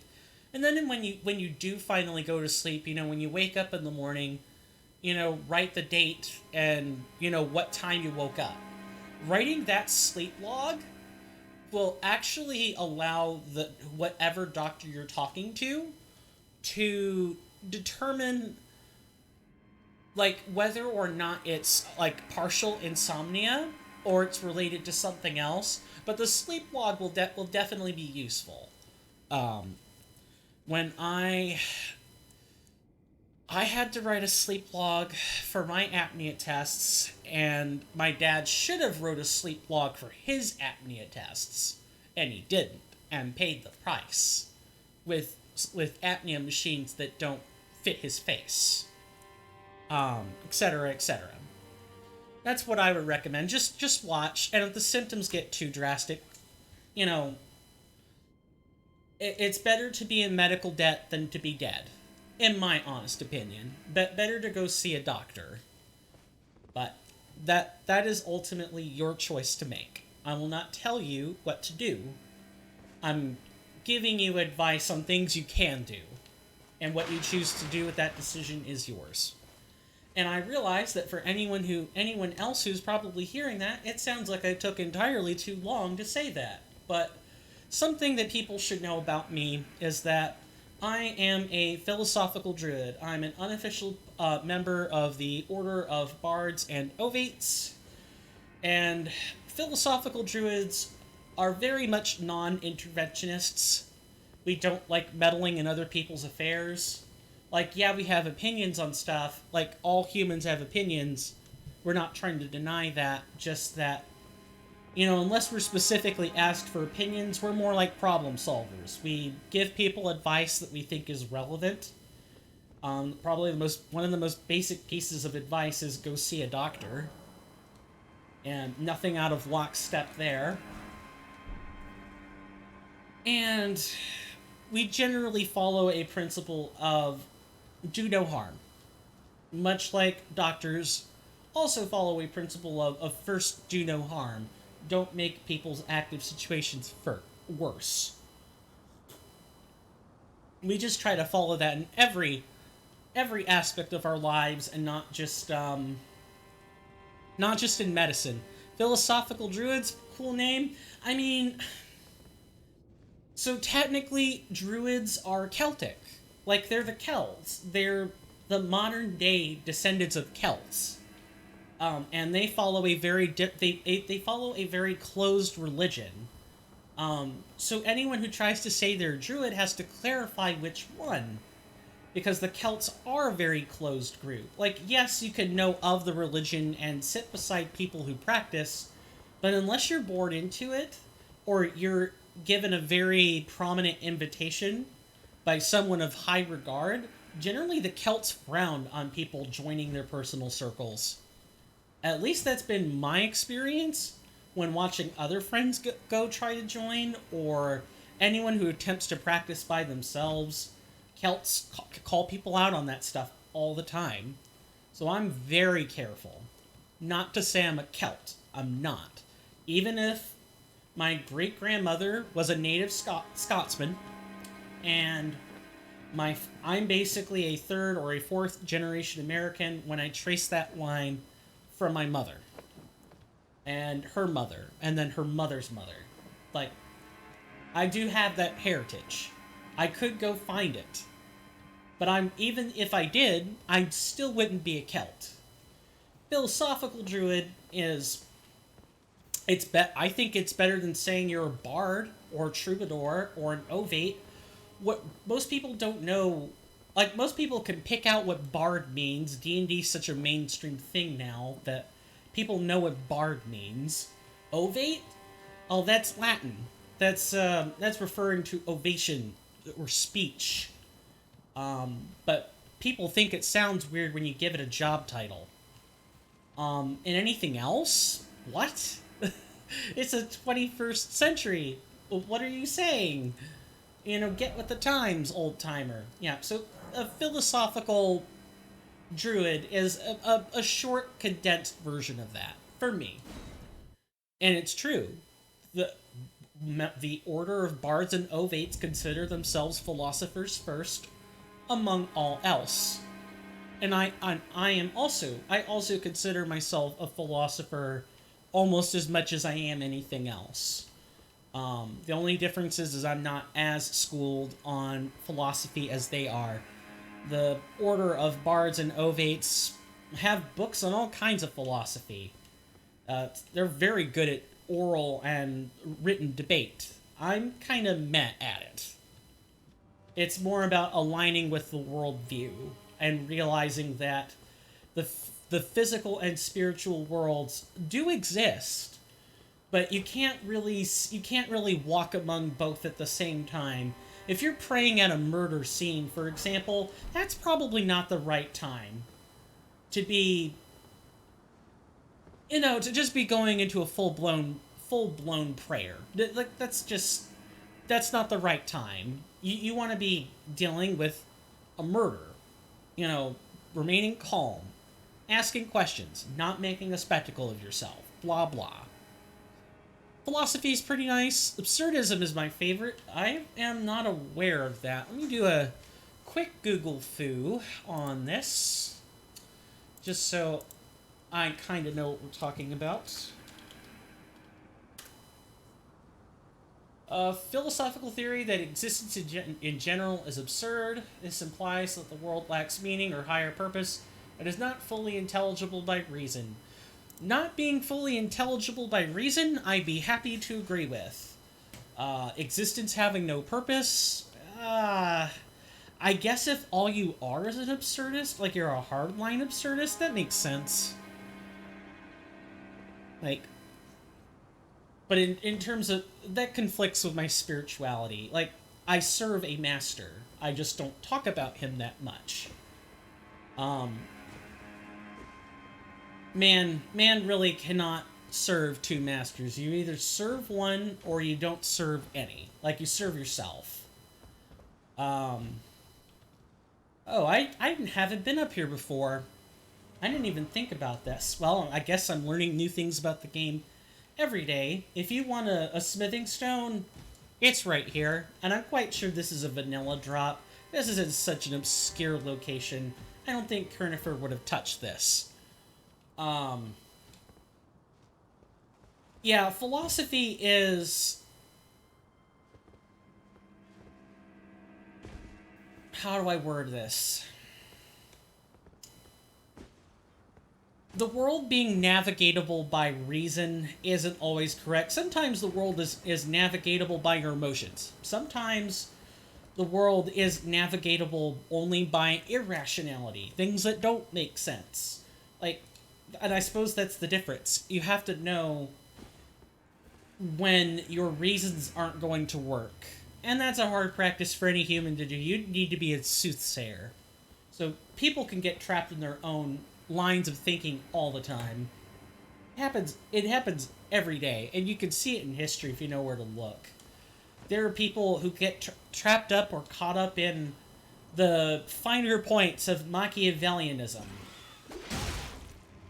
Oh, these things. These things are... They are dogs 2.0.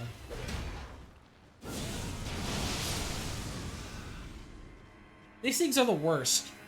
You know, in Dark Souls 3, the dog enemies were really bad, followed closely by the thralls. These things make those look like school children, playing on a playground. These things have annoying movesets, large reach, fast speed. It's hard to cast anything at them. They'll just fly out of the way. And they hit like Mack trucks, or they can hit like Mack trucks. And if you thought these were bad, there are ones with fire-breathing masks on their face. There are ones that are toting explosive barrels and other stuff. These things are the worst. They're a pox be upon them, for that is how much I dislike them.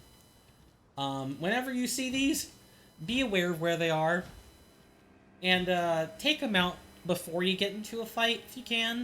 If they're carrying barrels, light them on fire, they'll explode. If, you may want to try magic damage or lightning damage otherwise, or use arrows. They're pretty vulnerable to all three of those things. And it's not, and they're like paper tigers. They don't have that much health, but they're very annoying. Don't get in a direct confrontation with these if you can help them. Now, going back to my previous conversation, and making sure I drink a sip of tea so I don't tire my voice out.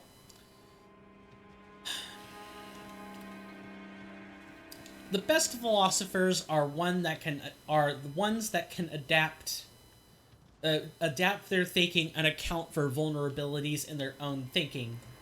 They're not stuck on what they believe in or what they think is the truth. The truth is the truth. Philosophy is how one can interpret the truth, and how one can wrap one's brain around the truth.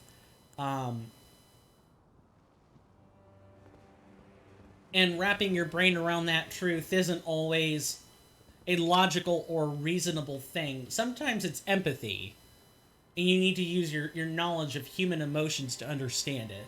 It's all about taking things in stride, and really having a big picture view of what it is you're trying to look at. That doesn't mean don't look at the details. The details are also important. But philosophy is all about the bigger picture. Where does everything fit in together? And while I'm quite sure absurdism has a lot more tenets and facets to it, um, I do have a hardline disagreement with, or a somewhat of a hardline disagreement with it. And so without studying it, it's alien to me. I would want to study it first, and then dissect its finer points. Nice, good to know. So the Flame of Frenzy kind of has like a waterfall type effect where it'll actually have active hitboxes until it hits the ground or goes a set distance. That's really cool.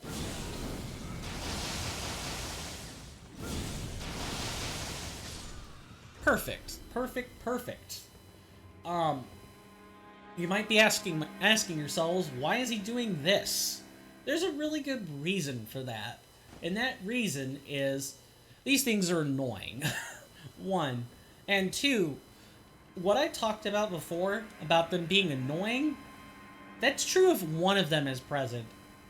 If there's more than one, you're screwed.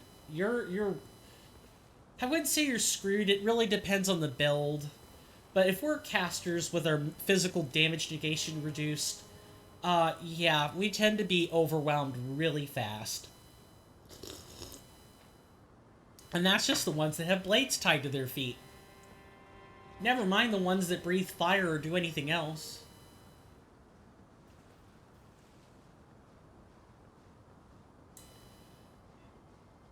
Um, the struggle itself is enough to fill a man's heart.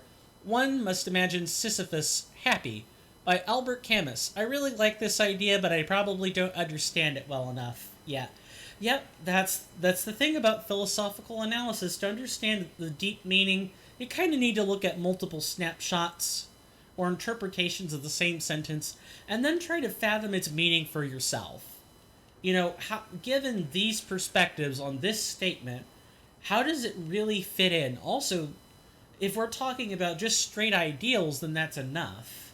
If we're talking about ideals mired in history, you need to do some deep dives on history to understand the origin or context of whatever is being said. So if we have philosophy on, I don't know, if you're talking about Machiavellianism, it might be important to go look into who Machiavelli was as a person, what kind of values did he hold, because not everyone who engineers a philosophy is a perfect representative of that philosophy. Oftentimes, or a philosophical point of view requires some amount of give and take. Like, things aren't perfect. There's always an edge case, or there's always this situation's different. It requires a different context. Well, for this statement, I feel like the simple version is that's life. It is what it is. I suppose that is a way of looking at it. In my mind, it's the fact that the struggle for life, the struggle for existence, as long as it isn't crushing you, um, can energize a person. Like, being challenged and being asked to overcome that challenge without being broken, or even if you have been broken by the challenge, if you're able to somehow come back from life's challenges and say, look at how it broke me, then look at how I won, or look at how I've matured spiritually or physically matured from that struggle. Like, I suppose in my mind, that statement is talking more about it is life, but it is also the struggle to prove that your existence has meaning. It's the struggle that every man and woman goes through when trying to go through their life. Like, how do you make it have value for yourself? How do you value your own life? And your struggles are what define you. Your adversity is what defines you. Like, what you do during times of adversity, that's what I should have said, is what defines you. Like, if, I don't know, if you have a significant other, and I know I'm not hitting a nerve, but I am getting close to home with this. what you choose to do when you romantically have your heart broken, that's a struggle, right? That's the struggle to fill one of your secondary needs, which is companionship and the need to belong in society, this case with a significant other. What you choose to do with that is what's going to determine how you handle that type of struggle for probably the rest of your life. And breaking yourself of it is also part of the struggle. If it's particularly self destructive, if you drink excessively after, or eat excessively or anything like that after you break up with someone, and it's a traumatic breakup, it's a high energy breakup, you're probably going to do that until you realize the amount of damage it causes. And someone tells you, like, this isn't good for you, right? You're destroying yourself. You're making yourself a wreck over, well, not over nothing. Of course, it's not nothing, but you're wrecking yourself over a person. Seems strange. Someone who without knowing your situation would ask, well, what else you could, there are other people out there, and once you've taken the time to process emotions for yourself, you could try again. Closing your heart off would also be part of that struggle. So you're like, after this, I don't really want another person. That's part of the struggle that defines you. Again, I'm getting slightly personal without outright saying that this is your experience. Just that your experience is useful for this conversation. How you handle all of that baggage it isn't permanently defining, but it is a defining feature of you. Like, for me, I don't do well when people attack my ethics, my work virtue, my ethical virtues. Like, when I'm in lab, I will stay late in order to, clean the glassware, make sure it's ready for someone else to use next time. I will make sure that my lab partner is cleaning their glassware. I will be early to a lab if I have to be. Up to an hour early if necessary. Which some people would say, oh, that's extreme. You don't need to be that early. Well, depends on the lab. And being early accomplishes two things. One, it lets your instructor or whoever's overseeing your lab know that you care enough to be prepared early. And two, if you're not fully prepared, you can use the extra time that you have in order to ask questions, or maybe not so much even just ask questions, but sort of finish any preparations you need to make, like showing your due diligence. If you break down when your work ethic is being attacked, or if showing up early doesn't work as you intend it,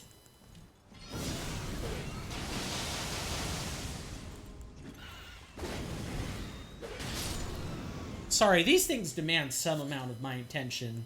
They are not fun to fight at all, at least for me.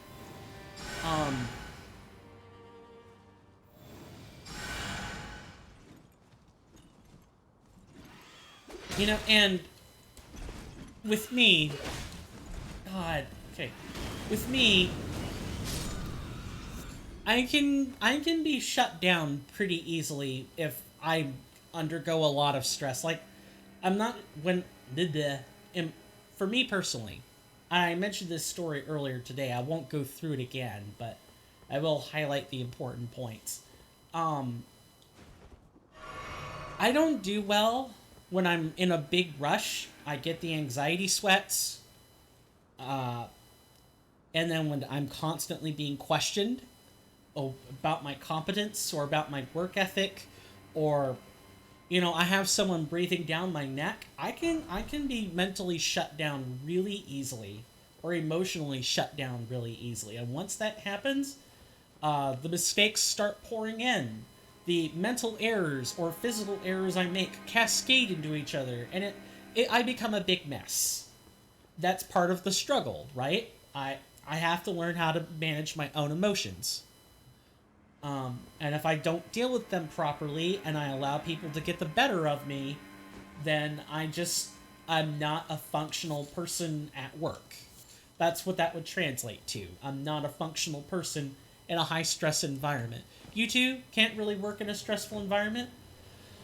I'll put it this way for me. I can handle a lot of stressful situations as long as I'm not directly involved. So, like, dealing with someone's death, I can handle that no problem. No tears, no agony, nothing. Dealing with social situations where people are upset at me and I'm frustrated with them, I struggle not to be in tears sometimes because the stress really gets to me. And not being a neurotypical person doesn't help either. And then also because I have too much pride in being in a non-neurotypical or being in a non-accepting neurotypical environment. I sort of view it as, well, I'm a neurodivergent person and I can have a fully functional, perfectly normal life, but my emotions always come to screw me over and let people know exactly what I am. Like, I can't perfectly hide it. That none of that helps, and it makes it worse. But that's part of the struggle for life itself, and overcoming that struggle in a way that leaves me feeling whole, while also learning something from it. I think that's really the essence of that quote. It's the struggle for life and what you choose to do with it. Do you let the struggles define you? Or do you let the struggles encourage you to grow? Do you allow them to spiritually and mentally, emotionally nourish you? Do you learn from the adversity and move on? Or are you completely broken by it? That's what I think that quote really comes down to. I know we went on a huge tangent about personal experiences, but I think the personal experience helped contextualize the quote, at least in my mind. I'm not saying your interpretation is wrong. That's kind of a big no-no in philosophy. You don't say that. You say, well, I think this was the context that they were talking about with this quote, and this is why. I explain my reasons why I think it's the case. But I don't outright comment on people's correctness or incorrectness or reasonability of interpretation. Interpretation is interpretation. To interpret is to be human. To think is to be human. Right? You think, therefore you are? Yeah. And thinking about stuff like that is part of what helps you grow as a person. At least I think it can help you grow as a person. Because you're exploring the depths of your own interpretation. That's part of what being a philosopher is, but more often than not, like, I'd say about 60% of the time, if you're like, oh, well, I'm an unofficial philosopher, you probably have your nose stuck in a book. Because other people have commented on the subject the same way you have. Not because, oh, well, that viewpoint is just so common that everyone else has said it. It's more like, well, there are over 8 billion humans on this planet. Your opinion is probably not solitary. Even my opinion's not solitary.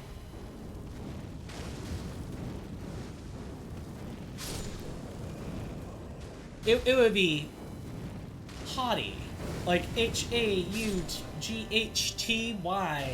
It would be high and mighty of me to say, my opinion is unique. It is not. It might be hardly heard of. It might be, well, this is the first time that X number of people are hearing it. But is it truly unique? No. And if it is, you surely shouldn't have the foolhardiness to think it that way. That's called being humble. I like to think I'm a pretty humble person without overtly expressing it. Now, I need to drink. Stormvale Castle. Don't you dare. So, you guys remember how Gostock said that This castle would be, unguarded. He was wrong. It's guarded. It's guarded by Secret Service agents. That's probably the best way I know to say it. Like, they aren't the soldiers of Godric, but they are his left-hand people. These are the people that aren't seen in the public eye and, take these guard posts and block the back. And they're wearing hoods, they wear chainmail, they often have explosives, or daggers in their pockets, have crossbows. Yeah, the whole 9 yards. These people, like the ones bearing the torches, yeah. They're part of the outfit, but they're not an official branch. I think that's how it's worded. And they're pretty darn effective. The fact that Gostock doesn't tell you about these people should set off another red flag. In the sense of, well, why didn't you know this? You work at the castle. Or maybe he really truly didn't know it and he'd be incompetent. But what's worse, the sin of malicion or the sin of incompetence? In my mind, the sin of malicion is always worse. Like pure unadulterated malice. You can fix incompetence. People can be genuinely sorry for their incompetence. For their malice, you have to break them. The same way they broke other people with their malice. And even then, they might not change. It's like asking... That would be like asking Hitler in today's world if he were to feel sorry for himself. He probably would feel sorry for himself that he got caught. That people called him out. Would he feel sorry enough to change? Would he really be a reformed person? Probably not. Nice. So, another quirk of being in this castle is you notice all these crates, right? Some of these crates have marks on them. This one here has a white swipe across the top. Anytime you see a barrel or a crate with these markings on them, that means they explode when fire is in contact with them. So if I roll through them, nothing happens. I'm not coated in oil or anything either. Just nothing happens. If I were to lob a fireball at it, like I did to kill the sentinel just now, it explodes. That's what I meant when I said the Warhawks will sometimes be carrying these barrels. I mean that. They'll be carrying barrels with these markings on them. And your instinct is to get out a firebomb and throw it.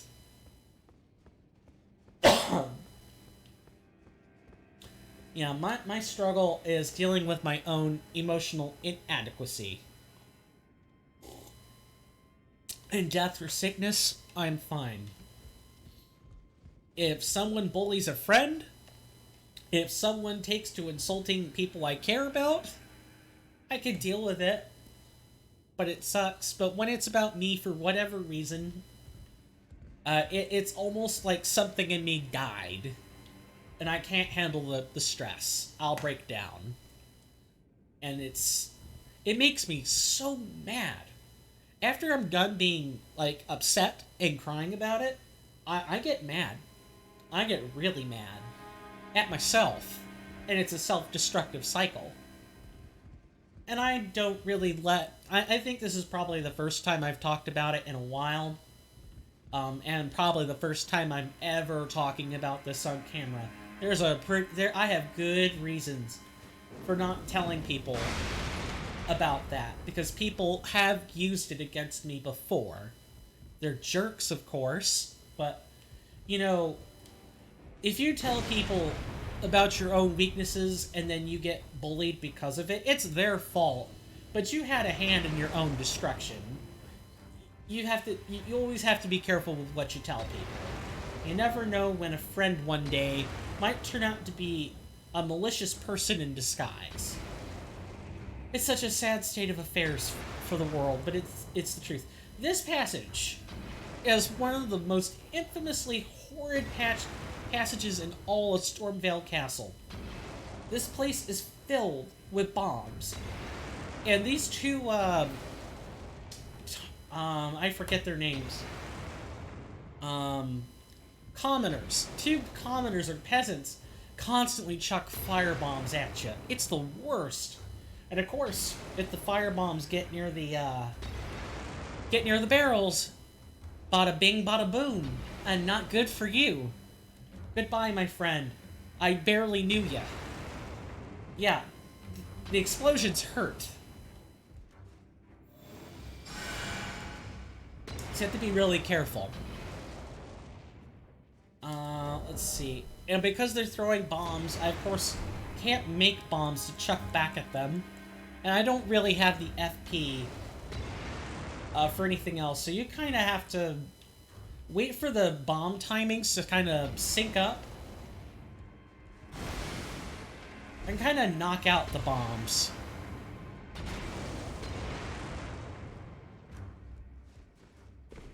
Or, you know, fall off the stairs. That also works. I want to thank everyone for coming on this journey with me so far. I really appreciate all the support. I'm still trying to find my balance and get my footing back for streams. It's not the easiest thing in the world returning to this after like 4-ish years of being on break and having streamed for like a solid 2 months. But I will eventually find my footing again. It might not ever be like the old streams people used to know, because I'm a different person now. But what I can promise is a better experience. Yeah, you know the feeling? I sometimes feel sad because of the breakup, and then sometimes you feel mad. Mom says you're too harsh with yourself. I am my own worst critic. That probably she was the main problem, and I should feel guilty, but sometimes you wonder if you still, and that you shouldn't feel guilty. But sometimes I still wonder if you did the right things in the relationship. And I suppose the difference in opinion here is that it's okay to examine what you did in the relationship. That's a perfectly natural thing. You should be self-critical. Because only by examining your own actions and actually thinking about them will you maybe realize whether you were right or wrong. However, you become blind to your own emotions. Like, I often become blind to my own emotions. And there's a point where you can be self-critical, and then there's a point where you're just, you know, taking out the whip and saying, here are the lashings. Like you're beating yourself up for it, hoping the mental flagellation will sometimes or somehow fix your own attitude, that if you just feel enough pain, it'll go away. And that's not healthy. There's a healthy balance. Introspection is good, self-flagellation is not. Introspection doesn't require therapy, the self-flagellation easily does. And I'm saying this to you, knowing full well, I also need a therapist. However, therapy's expensive. It's not as expensive as, say, a new piece of equipment. A therapist is definitely worth more than a mixing board, but I don't know if I want to be paying. Like, part of that is the stinginess. I don't want to pay for a therapist. And I know that paying the way forward for a therapist will help in the long term. But I also kind of want to be able to be self-sufficient first. I'm not living by myself yet. Like, I don't have a car, I don't have a house, I don't have a real job. Any money I get is through a loan I take out myself. How did you get down there? I guess they threw enough bombs that it just... I don't know. Managed to fall. That's good for us.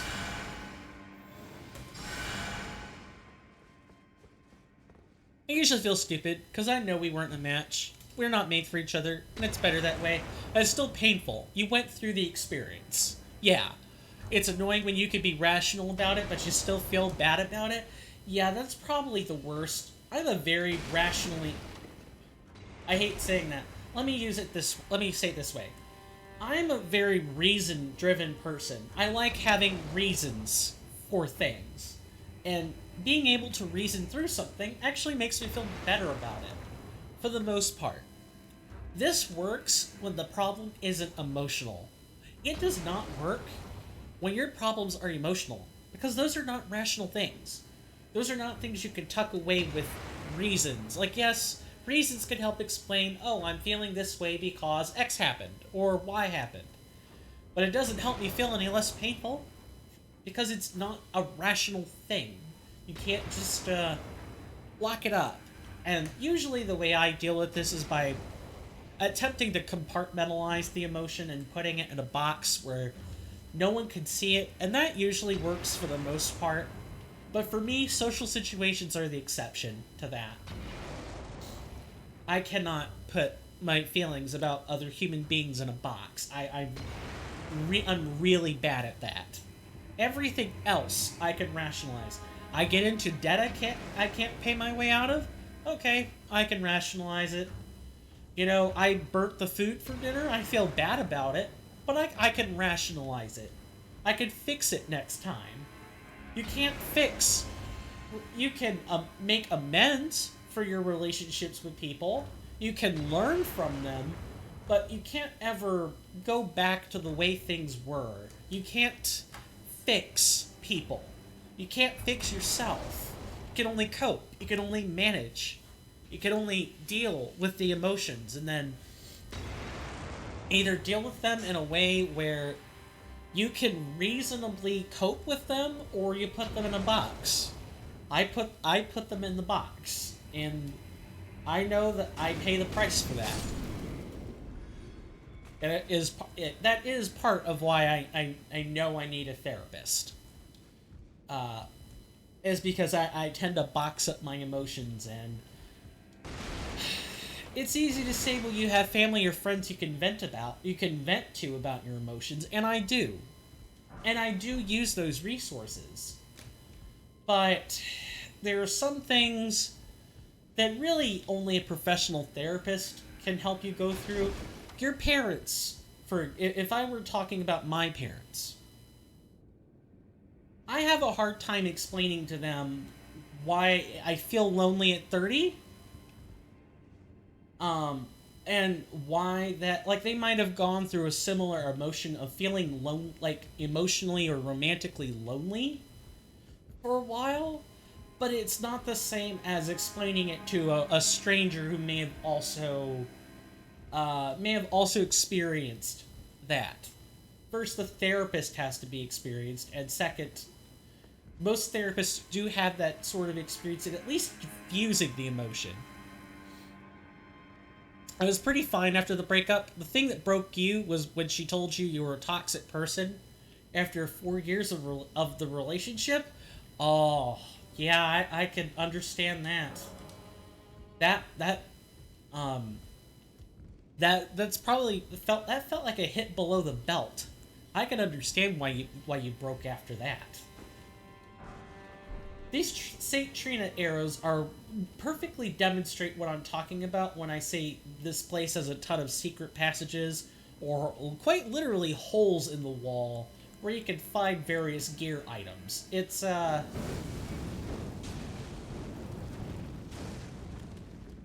okay. That's right, run your way up here.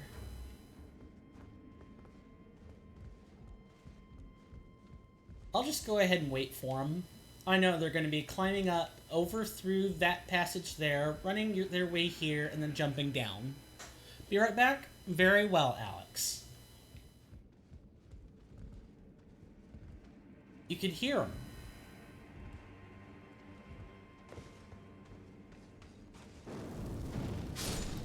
That's right. I outsmarted you.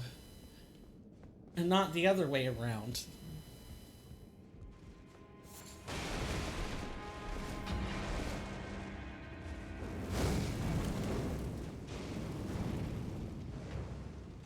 Our damage is in a really weird place. Oh lord. Okay. Alright, fine. We'll get into a fisticuffs match, I guess.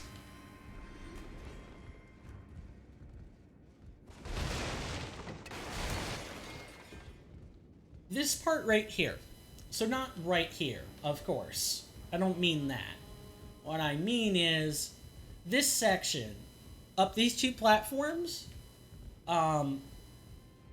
There's a hidden ledge down here with an enemy waiting for us. This guy up here will drop down to attack us as soon as we go down to get the item. So we're going to have to defeat him. And then going further past that, there will be a hallway and a guy will attempt to shiv you in the back. One of these guys. And you have to be very ready for him.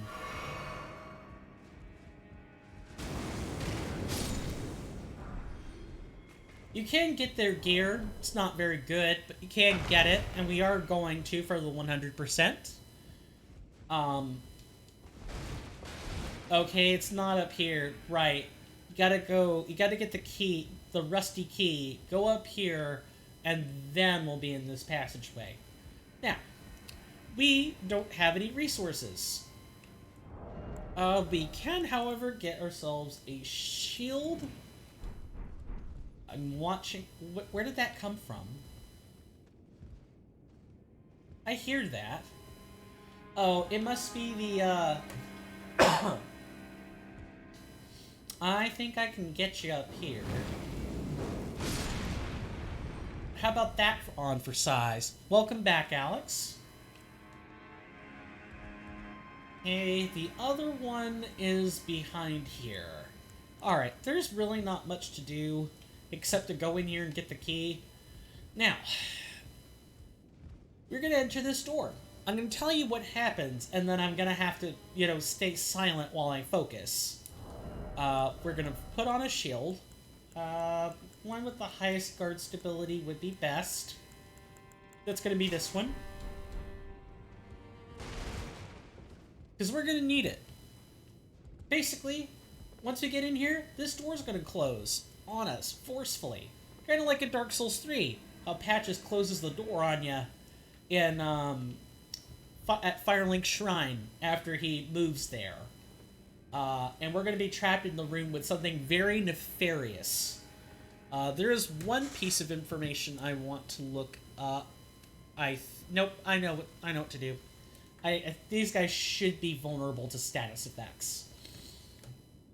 And unlike most other enemies, these guys are going to have decent defense and decent poise. It's going to be really hard to deal with.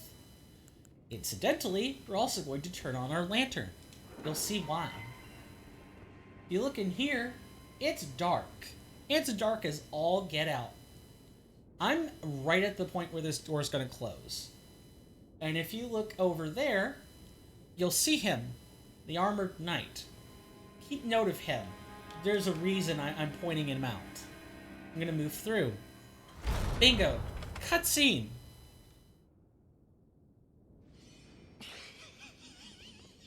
Did you hear that laughing? That was Gustock. He locked us in this room.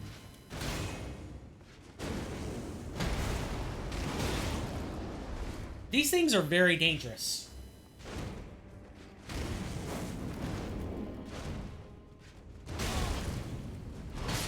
They have these really nasty strikes. Now, I also want you to pay attention to our rune count. It's 3,976 right now. It is 3,976. When we go and collect that, make note of what we get back. I promise, it is not going to be 3,976. I'm nearly already forgetting about it. There's a reason I'm pointing that out, and I don't want to spoil it quite yet. But for those who've already been here and know, the mechanic is really nefarious. I'm surprised that FromSoft didn't give you, like, a better warning about this sort of thing.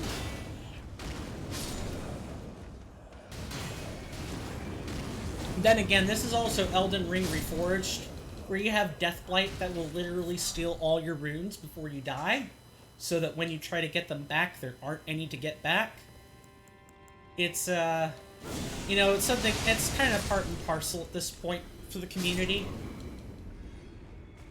Especially for the ER community, but still, losing your runes suck.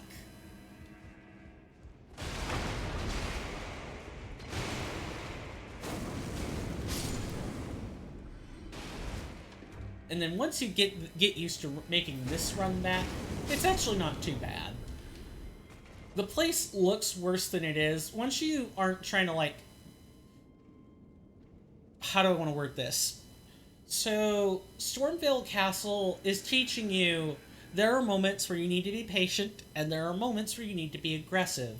Going through these barrel piles is a case of you need to be aggressive and also be alert, so that you don't have an explosion waiting for you.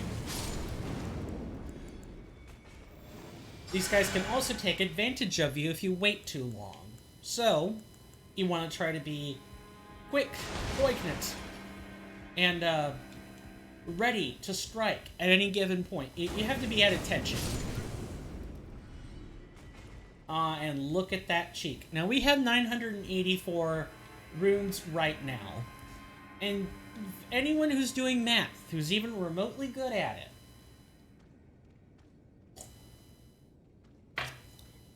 if it's 984 and we're getting 3,976, that should be 5k. We should be getting back... No, I'm sorry, 4,900. Yeah, basically 4,900. Even. Flat. We're not gonna get 4,900. Ta-da! We got almost the amount we got back, thanks to what we had to kill. Fantastic. So, if we're doing quick maths, 1 plus 1 is 2. 2 plus 2 is 4. Minus 1, that's 3. Quick maths. That's as close to a musical meme reference as you're gonna get. So, if I take 3,976 and multiply it by 0.3... Actually, yeah, it might be 0.25. And we subtract... Going to our history here. If we take the new number, which is 1,192.8, and subtract it from 3,976. And because I subtracted the bigger number from the smaller number, I want to multiply this by -1. We got 2,783. We got a little more than that, so my math is slightly off. But yeah. Ta-da! Gustok took 30% of your runes on death. That little gutter snipe. Terrible. What a thief. Don't kill him, though. He's just like Patches. He's important. Don't kill him. You're tempted to. Don't. You'll see what I mean later when I show off that quest line. And that quest line will be coming further up in the castle.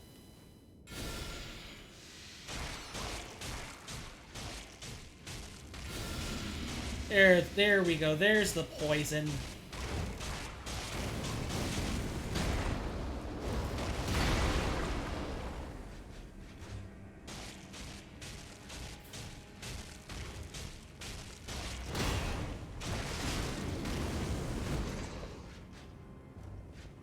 And we can just sit here and let him bleed out. We kind of couldn't really do this before. We had limited resources.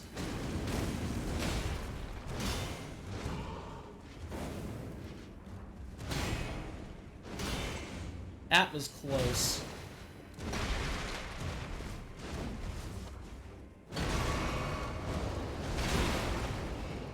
And these things are rough. You think this one's bad. We're going to be getting more of them later. And you know what? For all that trouble, he wasn't even worth the runes that you get back. Awful. What else is in this room? A rusty key. Cool. Great. There's also a chest. What is that? I promise you these items are required, but so not worth the trip. The curved sword talisman. That one's worth looking over. Curved sword talisman. Talisman depicting a curved sword and a swordsman. Enhances guard counters. It is said that a blind swordsman was the originator of this technique. The art of allowing one's opponent to strike so as to leave them vulnerable to a well-timed reply. Yeah, not worth it, and it's especially not worth it in Elden Ring Reforged. Guard counters, they teach you about this in the tutorial with Soldier of Godric, if you don't get it in earlier in the Elden Ring tutorial, where it's like, you press right trigger, heavy attack, in other words. After you immediately block an attack and you get a guard counter, yeah, that's what a guard counter is. Guard counters in Elden Ring Reforged are frame perfect, meaning you must, while you're blocking, as soon as the attack lands, you need to be pressing right trigger, or whatever your heavy attack button is. You need to press heavy attack to get it. And that is as soon as it blocks, as soon as you block the attack, and it can't be a deflect. So, for those who are paying attention, there's a buff that should be appearing at the top of the screen, and then it should be going away relatively quickly. That's the buff to let you know that your deflect is up. You cannot guard counter during a deflect. It has to be after the buff fades, and that's like a second. Which, guard counters being frame perfect and raising your shield up for deflect basically means that your guard deflect, or your deflect mechanic, obsoletes the guard counter, and it deals heavy attack amount of damage. So, like, if you know that you're... I know the heavy for a one-handed sword attack at 10 strength is like 120. Minus the defense rating of whatever the enemy has. That's 120 on a long animation with ending lag, or landing lag as they call it. Like, end lag on top of that. Even if the animation is faster in Elden Ring Reforged, the guard counter is never worth it. Ever. At all. Dodging and literally using a spell, or hitting with a light R1, is way better. And is 100% less fuss. I'm not sure why the timing was adjusted to be frame perfect. All I know is that because it is frame perfect, you might as well do something else. But in vanilla Elden Ring, you could get a guard counter 2 seconds, or even 3 seconds after the attack, and it deals much less damage and has far more ending lag. So even in regular Elden Ring, a guard counter is almost never worth it. It's just not worth it. It's a nice mechanic, but it does have some problems. It'll be a little while before we can get to the next rest site. So what I actually want to do is double back. And the reason we're doubling back is because we actually have the opportunity to see Gustok again. It's not that's not the only place that we'll see him. You see that right there? Let's turn off our lantern. See that guy perched on the cliff? That guy. That's him. Might not look it, but let's get closer. And the timing on this is super strict. If you unlock the door with the rusty key, you pretty much... If you unlock the door with the rusty key and go ahead into the next main room, he'll move on to the second location. You don't want to miss this. This is perfectly missable. Does this have any real effect? No. But this is one of 2 locations you can't miss. You can actually miss the second location and be okay. But you have to get him. You have to talk to him in the third location, or else you won't complete his quest line. He'll give you something for your trouble of finding him. Oh, you. Oh, great. I'm glad you're here. Just a small reward. I was saving it for you. Sure, buddy. Please. Sure, Jan. You tell me. A grace mimic. You've got to be kidding me. That is not worth it. Good, now let's be on our way, shall we? Wouldn't want the guards to spot you. Hop along, will you? What'll happen if the guards catch you strutting about? Oh, if they catch me strutting about, they'll kill me. They catch you strutting about, they might hang you for treason. Or worse. Oh, it's heavily implied that this guy is following you. There will be a line that draws the connection a little more strongly later, but I do not get a good first impression of Gostok. This guy, creep factor, way up here. Way up here. This guy is not nice. Now, with that out of the way, let's convert our... Actually, we can pop our hard runes and maybe get a level out of it. Don't worry, we're almost finished leveling Vigor, Endurance, and Health. Or Vigor, Endurance, and Mind, excuse me. That's what I meant to say. And once we're done, we'll be sticking to mainly Dexterity plus the casting stats for a long time. But there's a reason I'm specifically saying 18 Vigor. And 18 Vigor still gets you crushed by the majority of bosses in this game. But at the very least, it is helpful against overworld enemies. It won't be until late game where we feel compelled. We can't even level. What is this? I might have to... I'm going to collect enough runes off screen. I'm going to go grind up more runes and get that stat. You guys won't miss anything when I do this. There are no triggers that are set by me going back and grinding that, but that's not something I want to subject you guys to. This is a good place to call it. It gives me time to figure out where I'm sending you guys today. I want to thank you guys so much for stopping by. We've had some good conversations. And some very tense conversations. For what it's worth, Alex, I do hope that you're able to get, like, we've talked about this before, and so I'm not going to harp on it too much at end of stream, but I do hope that you find someone worth loving, because that is a very powerful feeling, and you deserve to have it.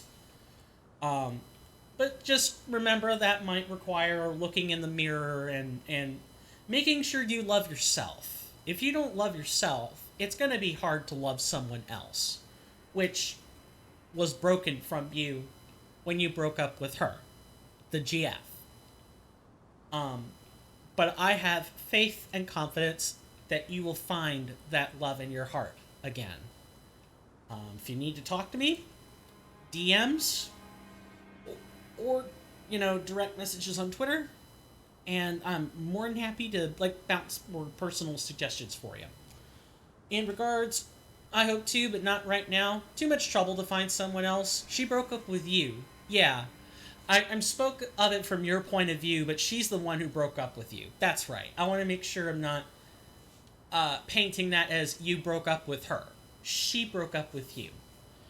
For everyone else, now's a good time to say this. If you want to contact me directly, Twitter is the best place for this.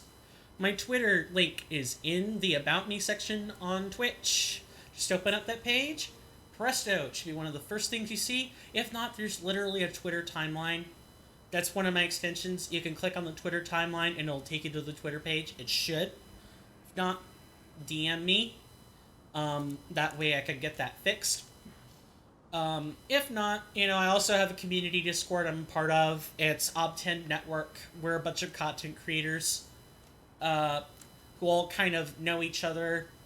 We all do different things, so we're often not participating with one another, but there are coalitions of groups inside the network that play with each other. A lot of them like shooters, some more like Battle Royale type content, or other interesting things. I'm kind of the outlier. So it's hard for me to find the same interests, but I get along with them well enough as people. If you don't mind the community rules, the Obtenebration Network Discord is A-okay. Just tell them I sent you. And you should be good to go. Usually I say we broke up with each other. Yeah. That's probably the best way you can rationalize it to yourself. It doesn't matter who did it first. All that matters is that it happened. And then you can lock that back in the back of your head where you don't have to think about it too much. That's a good way of looking at it. If you guys like the content, leave me a follow and make sure you got your notifications set to on. It's a good, easy way to support the content for free. No money required. Maybe tell people about this channel. That way, I can share it with more people, more of your friends, more of my friends, etc., etc. Those are free ways. If you like the content more, of course, financial support is never obligated, but it is always nice to have, and your support does go toward the purchase of stream equipment. I have links set up for this in the About Me section. Subs, I'll remind people again right now, there is a September going on, which means your subs are 20 to 30% off. I still get the same cut. You get to skip the ads. Everyone is happy. The only person who makes a little less money is Twitch, and even they agreed to it. So, and you can use your Twitch Prime sub to get the same benefits. I know, who likes the shilling, but I gotta shill at some point. Yeah, if you got an Amazon Prime account, just use your Twitch Prime sub. It's the same as a tier 1 sub. I get the same amount out of it. You don't pay anything extra. It's basically a free tier 1 sub that you have to manually renew each month. And of course, I'm not the only streamer who would appreciate your Twitch Prime sub. There are others out there who would also welcome your Twitch Prime sub, and you get all of their tier 1 benefits.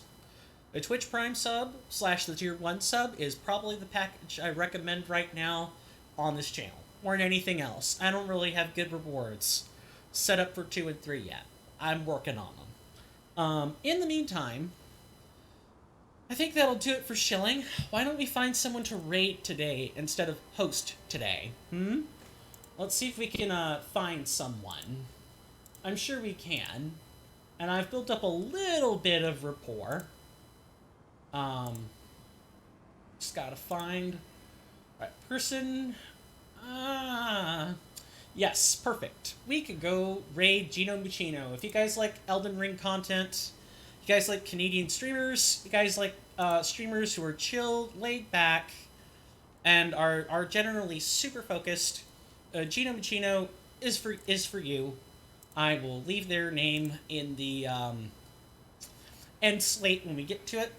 But yeah, I've built a little bit, a tiny amount of rapport.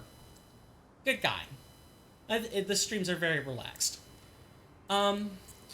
Friday will be some Blasphemous. And again, I'll reiterate this. I'll also announce this in a tweet. But I will be adapting or modifying the schedule to make up for the fact I only have one class now.